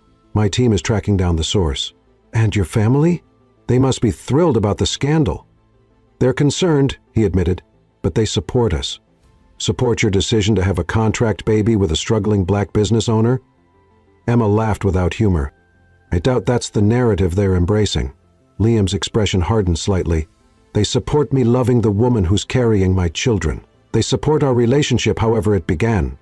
Do they? Emma challenged. Or would they prefer a quick wedding to legitimize the situation? What's really bothering you, Emma? He asked quietly. This isn't just about the media or my family. She wrapped her arms around herself, suddenly feeling vulnerable. My mother asked if I was losing myself in this relationship, if I was sacrificing my independence because of the babies, because of your money. Understanding dawned in his eyes. And the leak makes you feel like our private life is being controlled by outside forces, like you're losing even more autonomy. Emma nodded, tears threatening. Damn pregnancy hormones. I love you, Liam, but I didn't sign up to be a scandal or a publicity problem for your family to manage. I don't want to be seen as the woman who trapped you with a pregnancy. No one who matters sees you that way, he said firmly, closing the distance between them. This time, she didn't resist when he gathered her close. I certainly don't. She rested her forehead against his chest, breathing in his familiar scent. Your sister suggested we get engaged. Isabella has opinions about everything, he said, his voice rumbling beneath her ear. But this decision is ours alone. Pulling back slightly, Emma looked up at him. What do you want, Liam, truly? His answer came without hesitation. I want you, these babies, our family. I want to wake up beside you every morning for the rest of my life. He cupped her face with gentle hands. I've wanted to marry you since that weekend in the Hamptons, Emma. But I won't propose because of a scandal or family pressure. When I ask, it will be because we're both ready, because it's right for us. The simple honesty in his words melted the ice that had formed around her heart. Rising on tiptoes, she pressed her lips to his in a kiss that conveyed everything she couldn't yet put into words. Her love, her fear, her trust. As Liam's arms tightened around her, his mouth claiming hers with a passion that still took her breath away, Emma knew they would weather this storm together, not as a billionaire and his contract partner, but as two people who had found unexpected love in the most unconventional of beginnings. Chapter 7. Love's Ultimatum. The media storm surrounding their relationship peaked and subsided over the next 3 weeks. Liam's formidable legal team had identified the leak. A junior paralegal at Emma's former lawyer's office who had sold information to a gossip blog. A combination of legal threats and a substantial settlement with confidentiality provisions had stemmed the tide of stories, though Emma still felt the occasional sting of curious glances when she ventured into Manhattan's elite social circles. At Liam's side, at 7 months pregnant with twins, Emma felt simultaneously more powerful and more vulnerable than ever before. Her body had become a temple that Liam worshipped with increasing devotion, his hands and mouth mapping her changing landscape each night with reverent attention that left her breathless. Yet she also felt the physical limitations of late pregnancy, the fatigue, the awkward waddle that had replaced her confident stride, the dependence on others for tasks she'd once handled effortlessly. Your blood pressure is still elevated, Dr. Morgan noted during their weekly checkup, her expression concerned as she reviewed Emma's chart. Not dangerously so, but we need to monitor this closely. Twins already carry higher risks. Liam, who hadn't missed a single appointment since learning of the pregnancy, immediately tensed beside her. Should she be on complete bed rest? Not yet, the doctor replied. But I want to see you twice weekly now, Emma, and you need to minimize stress. Emma nearly laughed. The bumps and scars minimize stress while running an expanding agency, managing a high-profile relationship with a billionaire, and preparing for twins? But she nodded dutifully, knowing Liam would enforce the doctor's orders with military precision. The nursery is finished, she told the doctor, trying to focus on positives. And we've interviewed 3 night nurses? 6, Liam corrected. We've narrowed it to 3 candidates. Dr. Morgan smiled. You're well prepared. Just remember that the best thing you can do for these babies right now is take care of yourself. In the car heading back to the penthouse, Liam's hand rested protectively on her belly, where the twins were performing their daily gymnastics routine. "I'm moving your workstation to the bedroom," he announced. "You can still video conference with your team, but from bed." Emma raised an eyebrow. "I don't recall the doctor prescribing bedroom confinement." "She said minimize stress and rest more," he countered, his thumb tracing circles on her abdomen. "I'm simply facilitating that. By making decisions about my work environment without consulting me." She kept her tone light, but the issue was a recurring one. Liam's protective instincts, always strong, had intensified as her pregnancy progressed, sometimes crossing the line into controlling behavior that made Emma bristle. He had the grace to look slightly abashed. "I worry about you, about all of you." His hand spread wider across her stomach, as if trying to embrace both twins at once. Emma covered his hand with hers. "I know, but Liam, you can't manage every aspect of this pregnancy, of our lives." His eyes, when they met hers, held vulnerability she rarely saw in public. "When it comes to you and our children, I can't bear the thought of anything going wrong. Not when it's within my power to prevent it." The raw honesty in his voice softened her irritation. She knew his protectiveness stemmed from love, not a desire to control. "Let's compromise. I work from the chaise in the living room near the terrace. Fresh air, comfortable position, but not bedroom imprisonment." His smile was relieved. "Acceptable terms, Miss Caldwell." That evening, after a quiet dinner on the terrace, Liam suggested a walk through the rooftop garden he'd installed for her, a miniature oasis of flowering plants and comfortable seating areas accessible only from their penthouse. "I can't remember the last time I had this much energy," Emma admitted as they strolled slowly along the illuminated stone pathways. Her back had been aching all afternoon, but the gentle movement seemed to ease the discomfort. "The doctor said walking is good for you," Liam agreed, his arm around her waist offering subtle support. "Though we should keep it brief."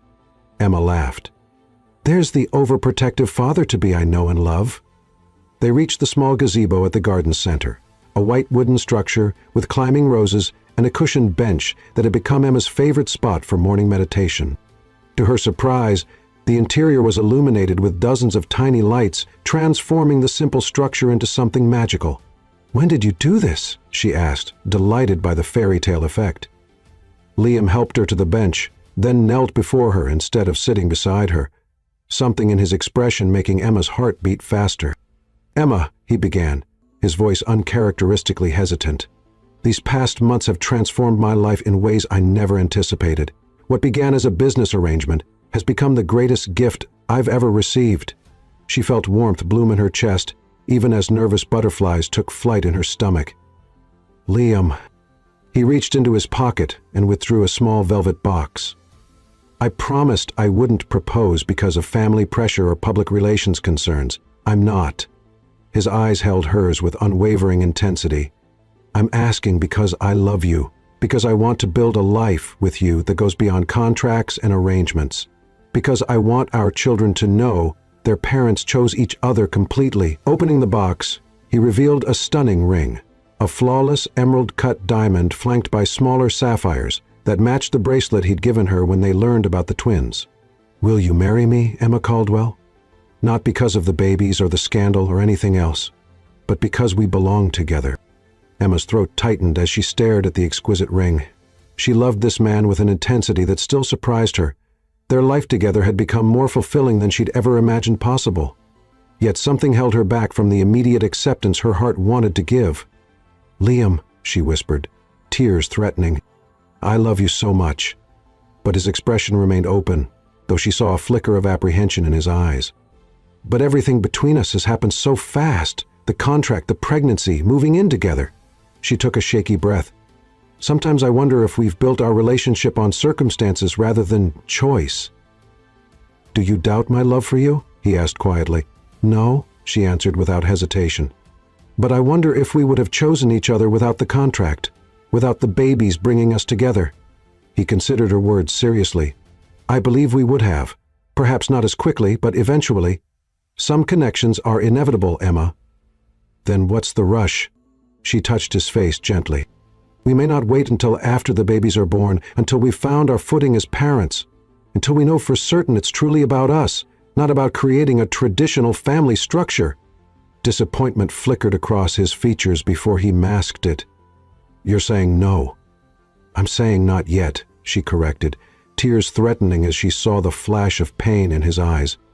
"I want to marry you someday, Liam. With my whole heart, I do. But I need to be certain I'm doing it for the right reasons. Not because I'm pregnant. Not because it's expected. Not because it solves problems or pleases families. Just because I love you and choose you fully and freely, with nothing clouding that choice."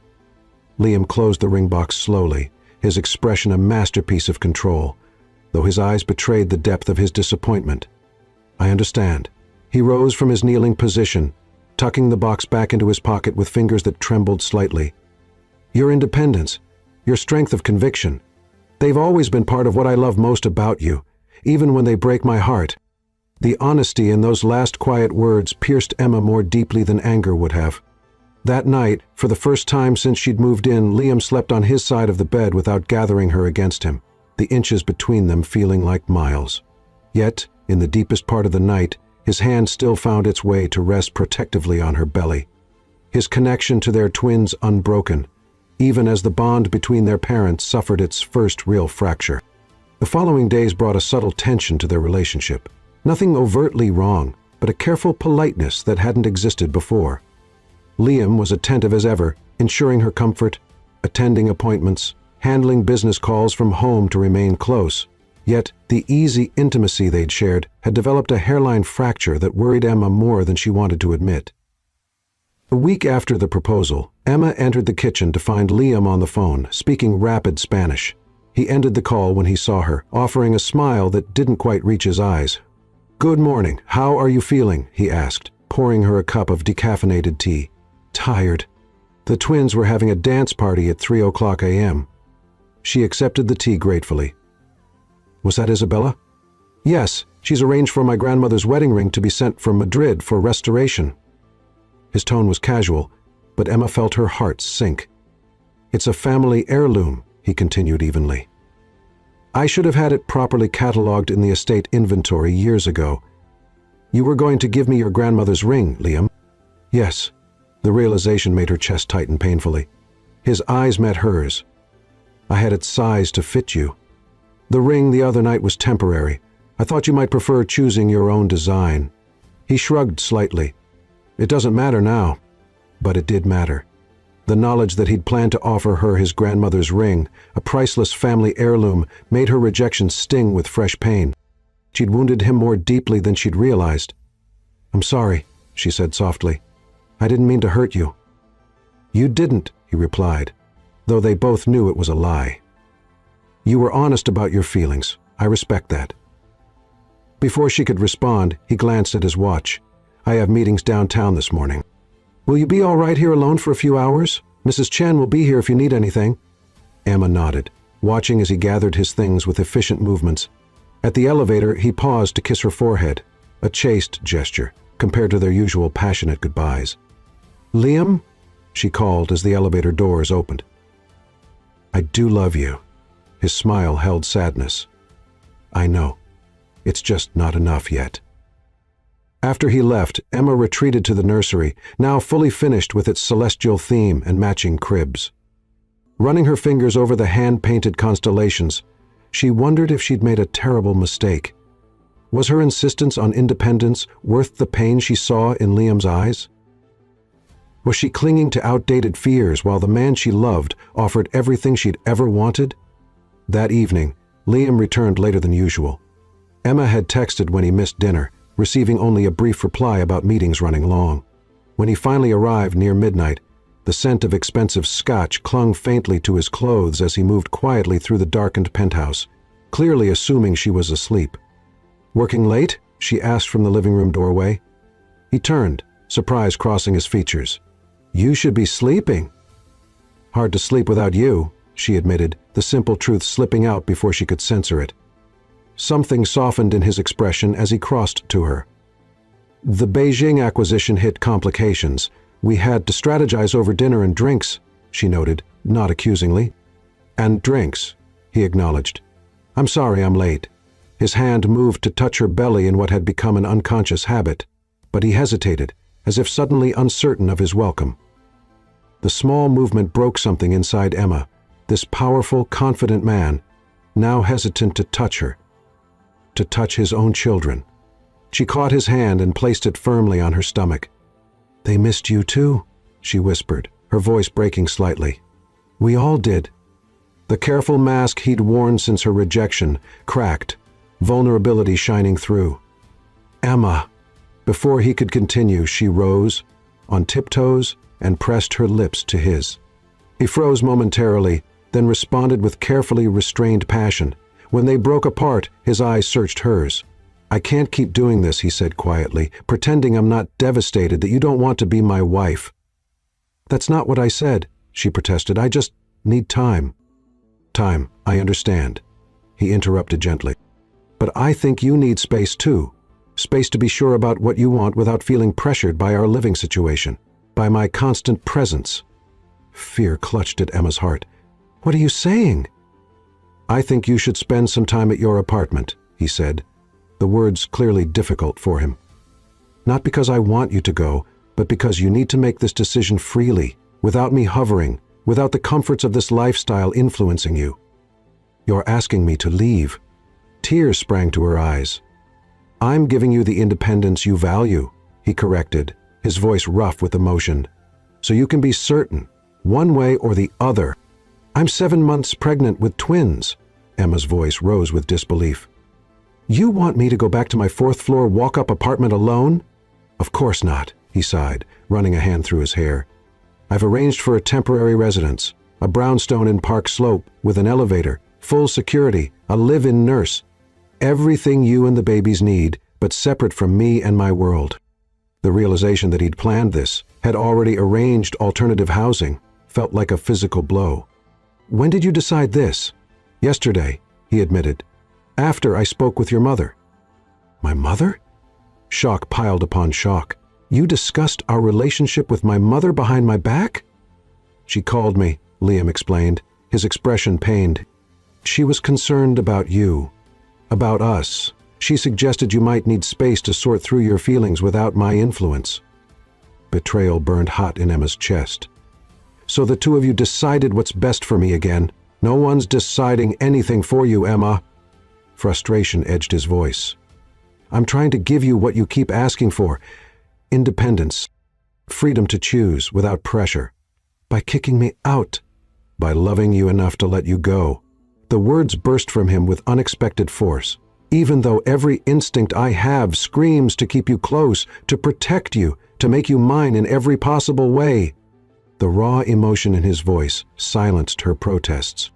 For the first time, Emma truly understood the cost of his restraint, how this man, accustomed to controlling every aspect of his world, had been fighting his own nature to give her the freedom she demanded. "1 month," he continued more quietly. "Stay at the brownstone until the babies come.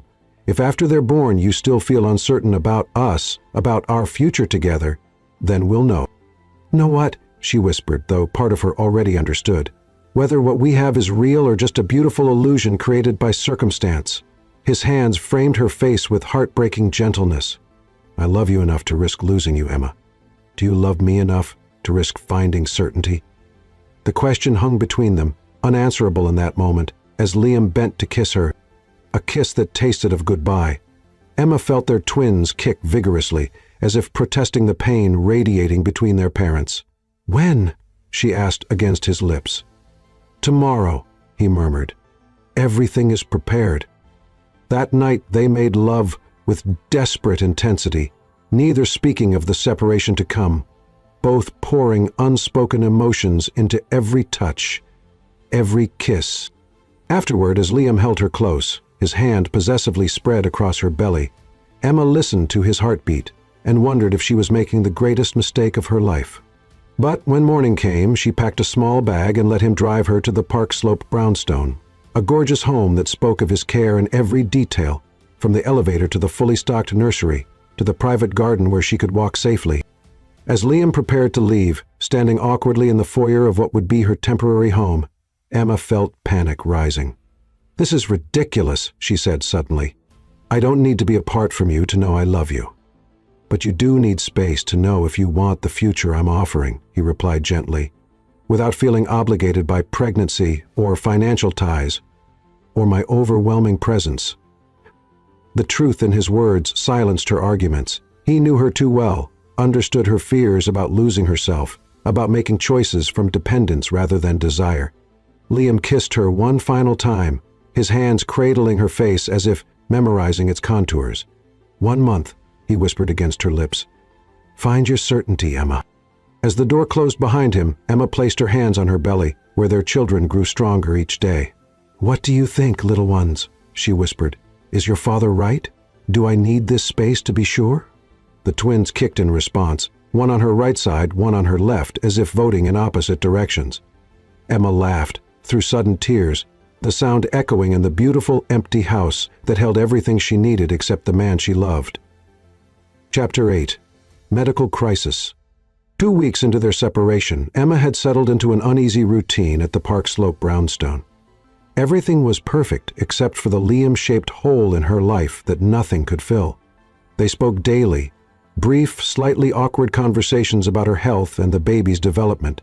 What they didn't discuss was them, their relationship, their future, the ultimatum that hung between them like a guillotine blade. Your blood pressure is higher again, Nurse Harper, 50, noted during their morning check-in. Dr. Morgan will want to know about this. Emma sighed. It's just stress.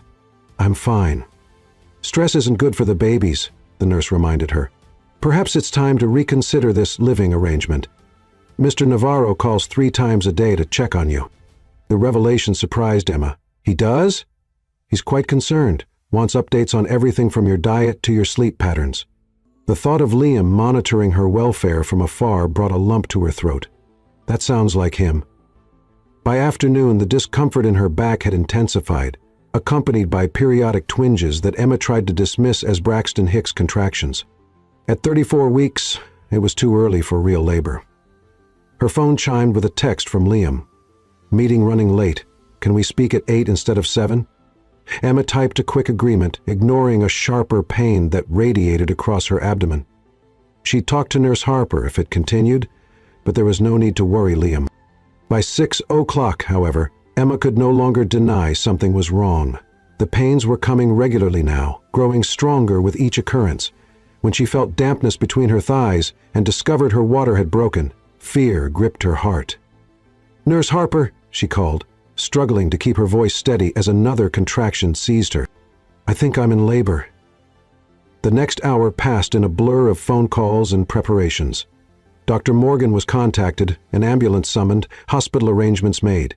Through it all, Emma kept thinking about Liam, how he should be here, how she needed him. Have you reached Mr. Navarro? She asked, as paramedics helped her onto a stretcher. His assistant said he's in a meeting at Mount Sinai, the nurse replied. Something about his heart condition. We've left urgent messages. Heart condition.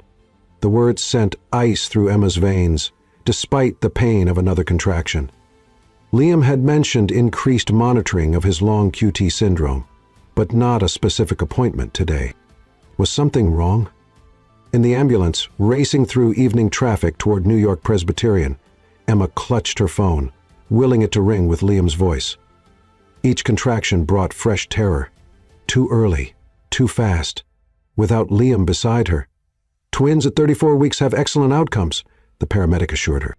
The NICU team is waiting, but Emma's thoughts were divided, half with the babies fighting their way into the world too soon, half with Liam and his mysterious medical appointment. As another contraction ripped through her body, she made a decision that crystallized with sudden clarity amid the pain. She wanted Liam, not just for today, not just for the birth, but for always. Call him again, she gasped between contractions. Please. At Mount Sinai Hospital, Liam was sitting across from his cardiologist, staring at the test results with mounting concern. The stress of recent months had accelerated his condition. The doctor was recommending an implantable cardioverter defibrillator, a device that would shock his heart back into rhythm if the dangerous arrhythmia his condition caused should occur. We should schedule the procedure soon, the doctor advised. Your latest readings are concerning. Before Liam could respond, his phone buzzed repeatedly. Glancing down, he saw 5 missed calls from the nurse he'd hired for Emma. Fear clutched his heart as he excused himself to return the call. "Mr. Navarro," the nurse's voice was tense. "Ms. Caldwell has gone into premature labor. She's being transported to New York Presbyterian now." The world seemed to tilt beneath him. "I'm on my way. She's asking for you," the nurse added. "She needs you." Liam ended the call, already moving toward the door. "I have to go," he told the cardiologist. "The mother of my children is in labor," the doctor frowned. "Mr. Navarro, your condition—" "Can wait," Liam interrupted firmly. "Nothing is more important than this." Outside the hospital, he called for his helicopter, the fastest way across Manhattan in evening traffic. As the pilot prepared for takeoff, Liam felt the familiar fluttering in his chest that signaled his heart's irregular rhythm. Ignoring it, he focused on Emma, on their babies coming too soon, on the precious minutes ticking away while he wasn't by her side. During the short flight, the fluttering intensified to a painful pounding. The stress the doctor had warned could trigger an episode, but there was no choice. Emma needed him. Their children needed him.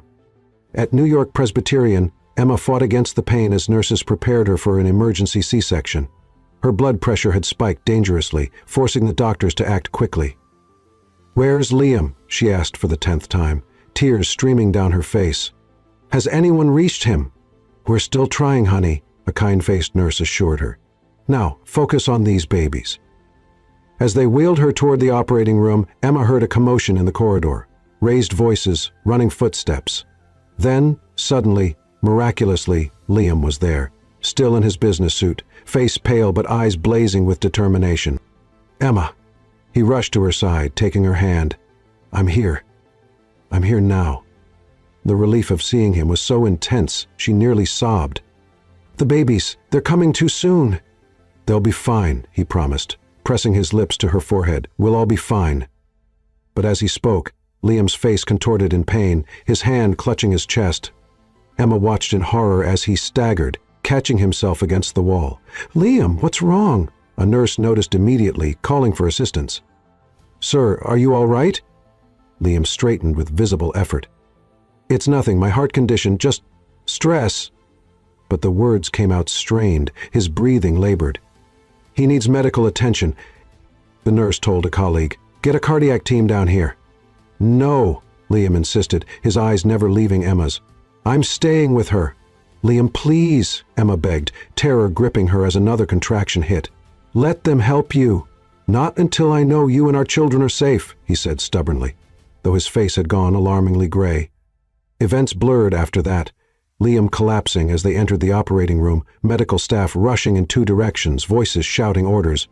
The last thing Emma saw before anesthesia claimed her was Liam being lifted onto a gurney beside hers, his eyes finding hers across the chaos, his lips forming words she couldn't hear but understood nonetheless. "I love you." When Emma woke hours later, the first thing she heard was the steady beeping of multiple monitors. Blinking against harsh hospital lights, she found her mother sitting beside her bed. "The babies?" she asked immediately, voice hoarse. Eleanor smiled, tears in her eyes. "They're beautiful, Emma. A boy and a girl, both in the NICU, but doing remarkably well for 34 weeks.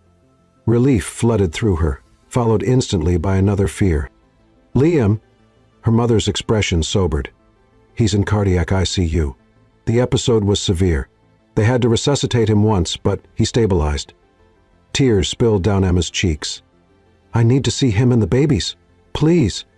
"You've just had major surgery," Eleanor reminded her gently. "But I've arranged something."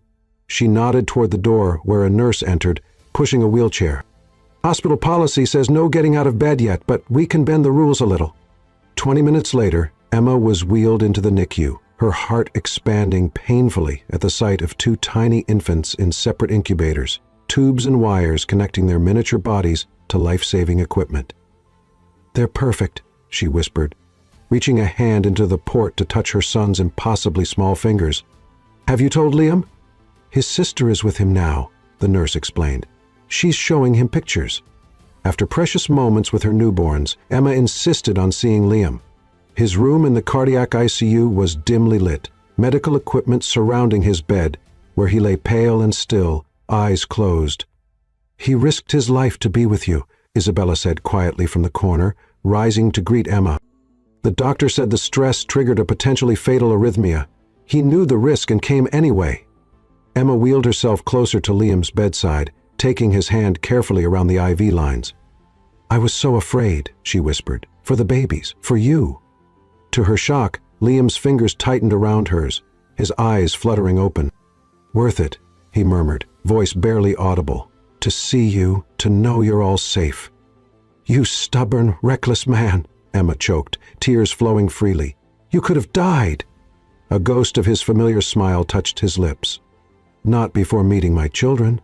They're beautiful," she told him, squeezing his hand. "Perfect, and they need their father. So you have to get well." "I will," he promised, his eyes drifting closed again as exhaustion claimed him. "For our family. Our family." The words echoed in Emma's heart as she watched him slip back into sleep, monitors confirming his heart's steady rhythm. In the space of a few terrifying hours, everything had changed. Priorities clarified, fears exposed as the hollow things they were. Independence meant nothing if Liam wasn't there to share it with her. Success meant nothing without him to celebrate beside her. And pride was a cold companion compared to the fierce, sacrificial love this man had shown her. As she reluctantly allowed the nurse to wheel her back to her room, Emma made a silent vow to the man who had risked everything to be by her side, to the father of her children, to the love she'd nearly lost to her own stubborn fears. When he recovered, and he would recover, she would accept nothing less. She would give him the answer his heart deserved, the answer she should have given weeks ago before fear and pride had stolen precious time they could have shared. This time, she would be the one to propose. Chapter 9. New Beginnings. Recovery came in small, precious moments. For Emma, it was the first time she held both twins simultaneously, their tiny bodies nestled against her chest, as nurses showed her how to navigate the tangle of monitoring wires. For Liam, it was waking from surgery with a new defibrillator implanted in his chest and the knowledge that his children were breathing on their own, growing stronger each day. 1 week after the twins' dramatic arrival, Emma sat beside Liam's hospital bed, her wheelchair positioned so she could see his face while holding their daughter near. Liam cradled their son, Noah, with a tenderness that made her heart ache. "He has your eyes," Liam murmured, tracing a gentle finger along Noah's cheek. "And Ava has your determination," Emma replied with a smile. "The nurses say she's the feistiest baby in the NICU, a fighter like her mother." Liam's gaze moved from his son to Emma, his eyes filled with an emotion that stole her breath. "Like all of you." They'd been kept in separate hospital rooms for 5 days, connecting only through video calls and photos shared by nurses. This was their first time together as a family, arranged by hospital staff, who bent rules after witnessing their ordeal. "The cardiologist says you'll make a full recovery," Emma said, still frightened by how close she'd come to losing him. "But you need to take it easy." Liam's smile held irony. "Says the woman who checked herself out of bed one day after a C-section to visit the NICU. We're quite a pair," she acknowledged. "Neither of us good at following medical advice when family is concerned." Family. The word hung between them, weighted with profound meaning. They had created something sacred, not through legal contracts or business arrangements, but through a love that had deepened and strengthened with every challenge they'd faced together. "I was terrified," Emma admitted quietly, her voice breaking as she watched Ava's tiny fingers curl instinctively around her thumb. "When they told me you'd collapsed, that your heart had—" She couldn't finish, the memory still too raw. "I knew the risks," Liam said, his voice low and intense as he shifted Noah to cradle him with one arm, reaching his free hand to caress Emma's cheek. "But there was never a choice to make. A life without you and these children wouldn't be worth the safety of staying away." Emma met his eyes, tears threatening. "There's always a choice. You chose us over your own safety. As I always will." His voice was soft but certain. "You and these children are everything to me, Emma. Everything." Nurses came to take the twins back to the NICU for their feeding schedule, leaving Emma and Liam alone.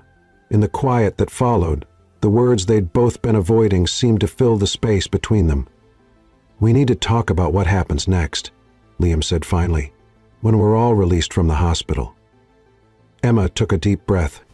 I don't want to go back to the brownstone. I don't want to be apart anymore. Relief washed over his features. You come home to the penthouse? Home, she repeated, testing the word. Yes, I want to come home with you. He reached for her hand, entwining their fingers. And us? Where do we stand? Emma met his gaze steadily. I was wrong, Liam. Not about needing time. That was real. But about needing distance. These past weeks without you, she shook her head. I was miserable, pretending it was about independence, when really I was just afraid. Afraid of what? He asked gently. Of losing myself, of loving you so much that your world would swallow mine. She squeezed his hand. But I realized something when they told me about your heart attack. The only thing worse than losing myself would be losing you. Liam's eyes brightened with moisture. Does this mean... It means I'd like to renegotiate our contract, Emma said, a smile playing at her lips despite the tears in her eyes. I'm thinking a lifetime agreement, exclusive rights, no exit clauses. The joy that transformed his face made her heart flip. Are you proposing to me, Emma Caldwell? I believe I am. She leaned forward carefully, mindful of her healing incision. Though I don't have a ring to offer. Liam reached for the drawer of his bedside table with his free hand, wincing slightly at the movement. I might be able to help with that. From the drawer he withdrew the familiar velvet box. I kept it with me. Even in the ambulance I made them bring my jacket because this was in the pocket. Emma's breath caught as he opened the box, revealing the stunning ring he'd offered before. You knew I'd change my mind? I hoped, he corrected, his eyes never leaving hers. I prayed. And I promised myself that if I survived, I'd spend every day making you glad you chose me. I already am, she whispered, extending her trembling left hand. Will you still have me after everything?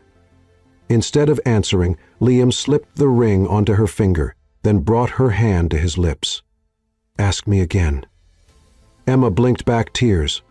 Will you marry me, Liam Navarro? Yes, he said simply, the single word carrying the weight of all they'd endured together. 1,000 times, yes! Their kiss was gentle, constrained by medical equipment and healing bodies, yet filled with promise and renewed commitment. When they separated, Liam touched her cheek with reverent fingers. Her beginning was unorthodox, he said with a small smile, but I wouldn't change it. Every step led us here. Emma leaned into his touch. From contract to love. The best negotiation of my life, he agreed, eyes crinkling at the corners. 2 weeks later, when both twins had gained enough weight to be released from the NICU and Liam's cardiologist had cleared him for limited activity at home, they finally left the hospital as a family. The penthouse had been transformed in their absence. The master suite rearranged to accommodate twin bassinets. The nursery modified for easier access during Liam's recovery.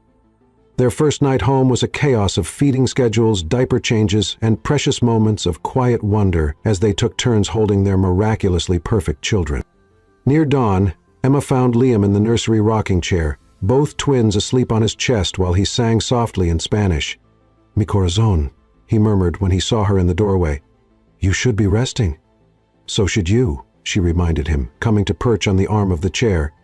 Your heart has never been stronger, he finished, smiling up at her, though these two might test its limits when they're teenagers. Emma laughed softly, careful not to disturb the sleeping infants. We survived a contract pregnancy, premature twins, and cardiac arrest. I think we can handle adolescence. We can handle anything, Liam agreed, his free hand finding hers, fingers automatically seeking the engagement ring. Together. As morning light filtered through the nursery windows, illuminating the celestial mural Liam had commissioned months ago, Emma watched her fiancé. How perfectly that word fit now, holding their children with such tender care. The journey from that first outrageous proposition in a Chicago hotel room to this moment of profound peace had been neither simple nor easy. Yet every step, every challenge, had forged something precious between them. A love built on choice rather than obligation, on partnership rather than possession. What are you thinking? Liam asked, noticing her contemplative expression. Emma smiled, leaning down to kiss him softly. That, sometimes the most beautiful destinations come from the most unexpected beginnings. And our beginning was certainly unexpected, he agreed with a quiet laugh. But our ending was always meant to be this, she whispered, her hand joining his beneath their sleeping children. Their fingers intertwined, like their lives had become separate yet unified, independent yet connected by bonds stronger than any contract could create. As the twins stirred, beginning the day's cycle of needs and care, Emma and Liam exchanged a look of perfect understanding. The challenges ahead, balancing careers with parenthood, navigating Liam's health concerns, planning a wedding while raising newborns, seemed manageable with the foundation they'd built. Not just a business arrangement or a passionate affair, but a partnership forged through crisis into something unbreakable. A family created first on paper, but now written indelibly on their hearts. Chapter 10. Passion's Promise. 6 months after the twins' birth, Emma stood in the nursery watching Noah and Ava sleep peacefully. Her body had changed, her heart had transformed, and the man who'd entered her life with a shocking business proposal had become her entire world. Liam's arms encircled her from behind, his lips finding that sensitive spot on her neck that still made her weak. "They're finally asleep," he whispered, his breath hot against her skin. Both at the same time, she turned in his embrace, her body instantly responding to his nearness. The recovery from his heart surgery had left a scar that she traced nightly with reverent fingers, a reminder of how close she'd come to losing him. "You promised me a surprise tomorrow," she reminded him, pressing herself against him. "And I always keep my promises," he murmured before claiming her mouth in a kiss that started gentle but quickly blazed into something more urgent. His hands slid down her body with possessive heat, remembering every curve, worshipping the changes motherhood had brought. "But I can give you a different kind of surprise right now." Their lovemaking that night was both tender and fierce, the passion between them having only intensified through crisis and joy. When they finally lay tangled and breathless in their sheets, Emma wondered how she'd ever feared losing herself in this man's love, when she'd only ever found herself more completely in his arms. The next evening, Liam brought her back to where everything began. The Chicago hotel where he'd first propositioned her in the midst of a snowstorm. But instead of the penthouse suite, he led her to the rooftop garden, transformed with twinkling lights and flowers. "I brought you back to where it all started," he said, his eyes holding hers with an intensity that still made her heart race. "Where I made the best mistake of my life." Emma smiled, remembering his arrogant certainty when proposing their arrangement. "You were quite insistent about the terms." "I was a fool," he admitted, drawing her against him with urgent hands. "I thought I wanted an heir. Instead, I found the love of my life." He guided her to a small table where a document lay. "Our original contract," he explained, picking up a pen and drawing a bold line through the entire text before signing at the bottom. "No more terms, no more conditions, just us." With trembling fingers, Emma added her signature beside his, feeling something symbolic shift between them. Liam then withdrew a small antique box from his pocket. "This was my grandmother's," he said, revealing a stunning emerald surrounded by diamonds. "Given only when the love is real and certain." He knelt before her, his eyes blazing with emotion. "Marry me, Emma. Not for the twins, not for convenience, just because what we have is worth fighting for." Tears spilled down her cheeks as she pulled him to his feet, claiming his mouth in a kiss that answered before her words could. "Yes," she finally whispered against his lips. "I've been yours since that first ridiculous proposal." That night, in the penthouse suite where they'd first met, now owned by Liam and transformed into a monument to their journey, they made love with a passion that transcended the physical. His hands and mouth reclaimed every inch of her body, as if memorizing her anew, while her fingers traced the rhythm of his healing heart, the beat that had nearly stopped, but now thumped steadily for her and their children. "I once offered you a business deal," Liam whispered against her heated skin, his body moving with hers in perfect synchrony. "What I received was everything I never knew I needed." Their wedding 3 months later was intimate but joyful, held in the same rooftop garden. As they exchanged vows with the twins gurgling happily in their grandmother's arms, Emma realized that true independence wasn't about standing alone. It was about choosing who to stand with. Later, as they danced beneath the stars where their journey had started, Liam pulled her impossibly closer. his hands trailing fire down her spine. Their bodies moved as one, the heat between them palpable even through layers of wedding attire. "Give me a baby, and I'll save your business," Emma whispered against his ear, her lips brushing the sensitive skin there. Who would have thought those words would lead to this, burning, all-consuming love? Liam's eyes darkened with desire as he spun her away from the reception toward a private alcove of the garden. "Our story was written in the stars that night," he murmured, his voice dropping to that husky timbre that still made her knees weak. "But what I feel for you now makes that first attraction seem like a mere spark compared to this inferno." His mouth claimed hers with fierce possession, his tongue seeking, demanding, as he pressed her against the garden wall. Emma melted into him, her body responding instantly to his touch, as it always had, always would. "I need you," she breathed against his lips. "Now, always." "You have me," he promised, his hand sliding possessively over the curves he worshipped nightly. "Body, heart, soul, everything I am belongs to you." They barely made it to the suite he'd prepared, the same one where their first kiss had ignited this unstoppable passion. Clothes fell away as they tumbled onto silk sheets, their bodies coming together with the perfect synchrony that had only deepened with time and intimacy. "Mine," he growled against her throat, claiming her with reverent passion, his movements both tender and fierce. "My wife, my heart, my everything." As pleasure spiraled them both toward ecstasy, Emma looked into the eyes of the man who had transformed her life and found her own soul reflected back. This was no business arrangement, no convenient partnership.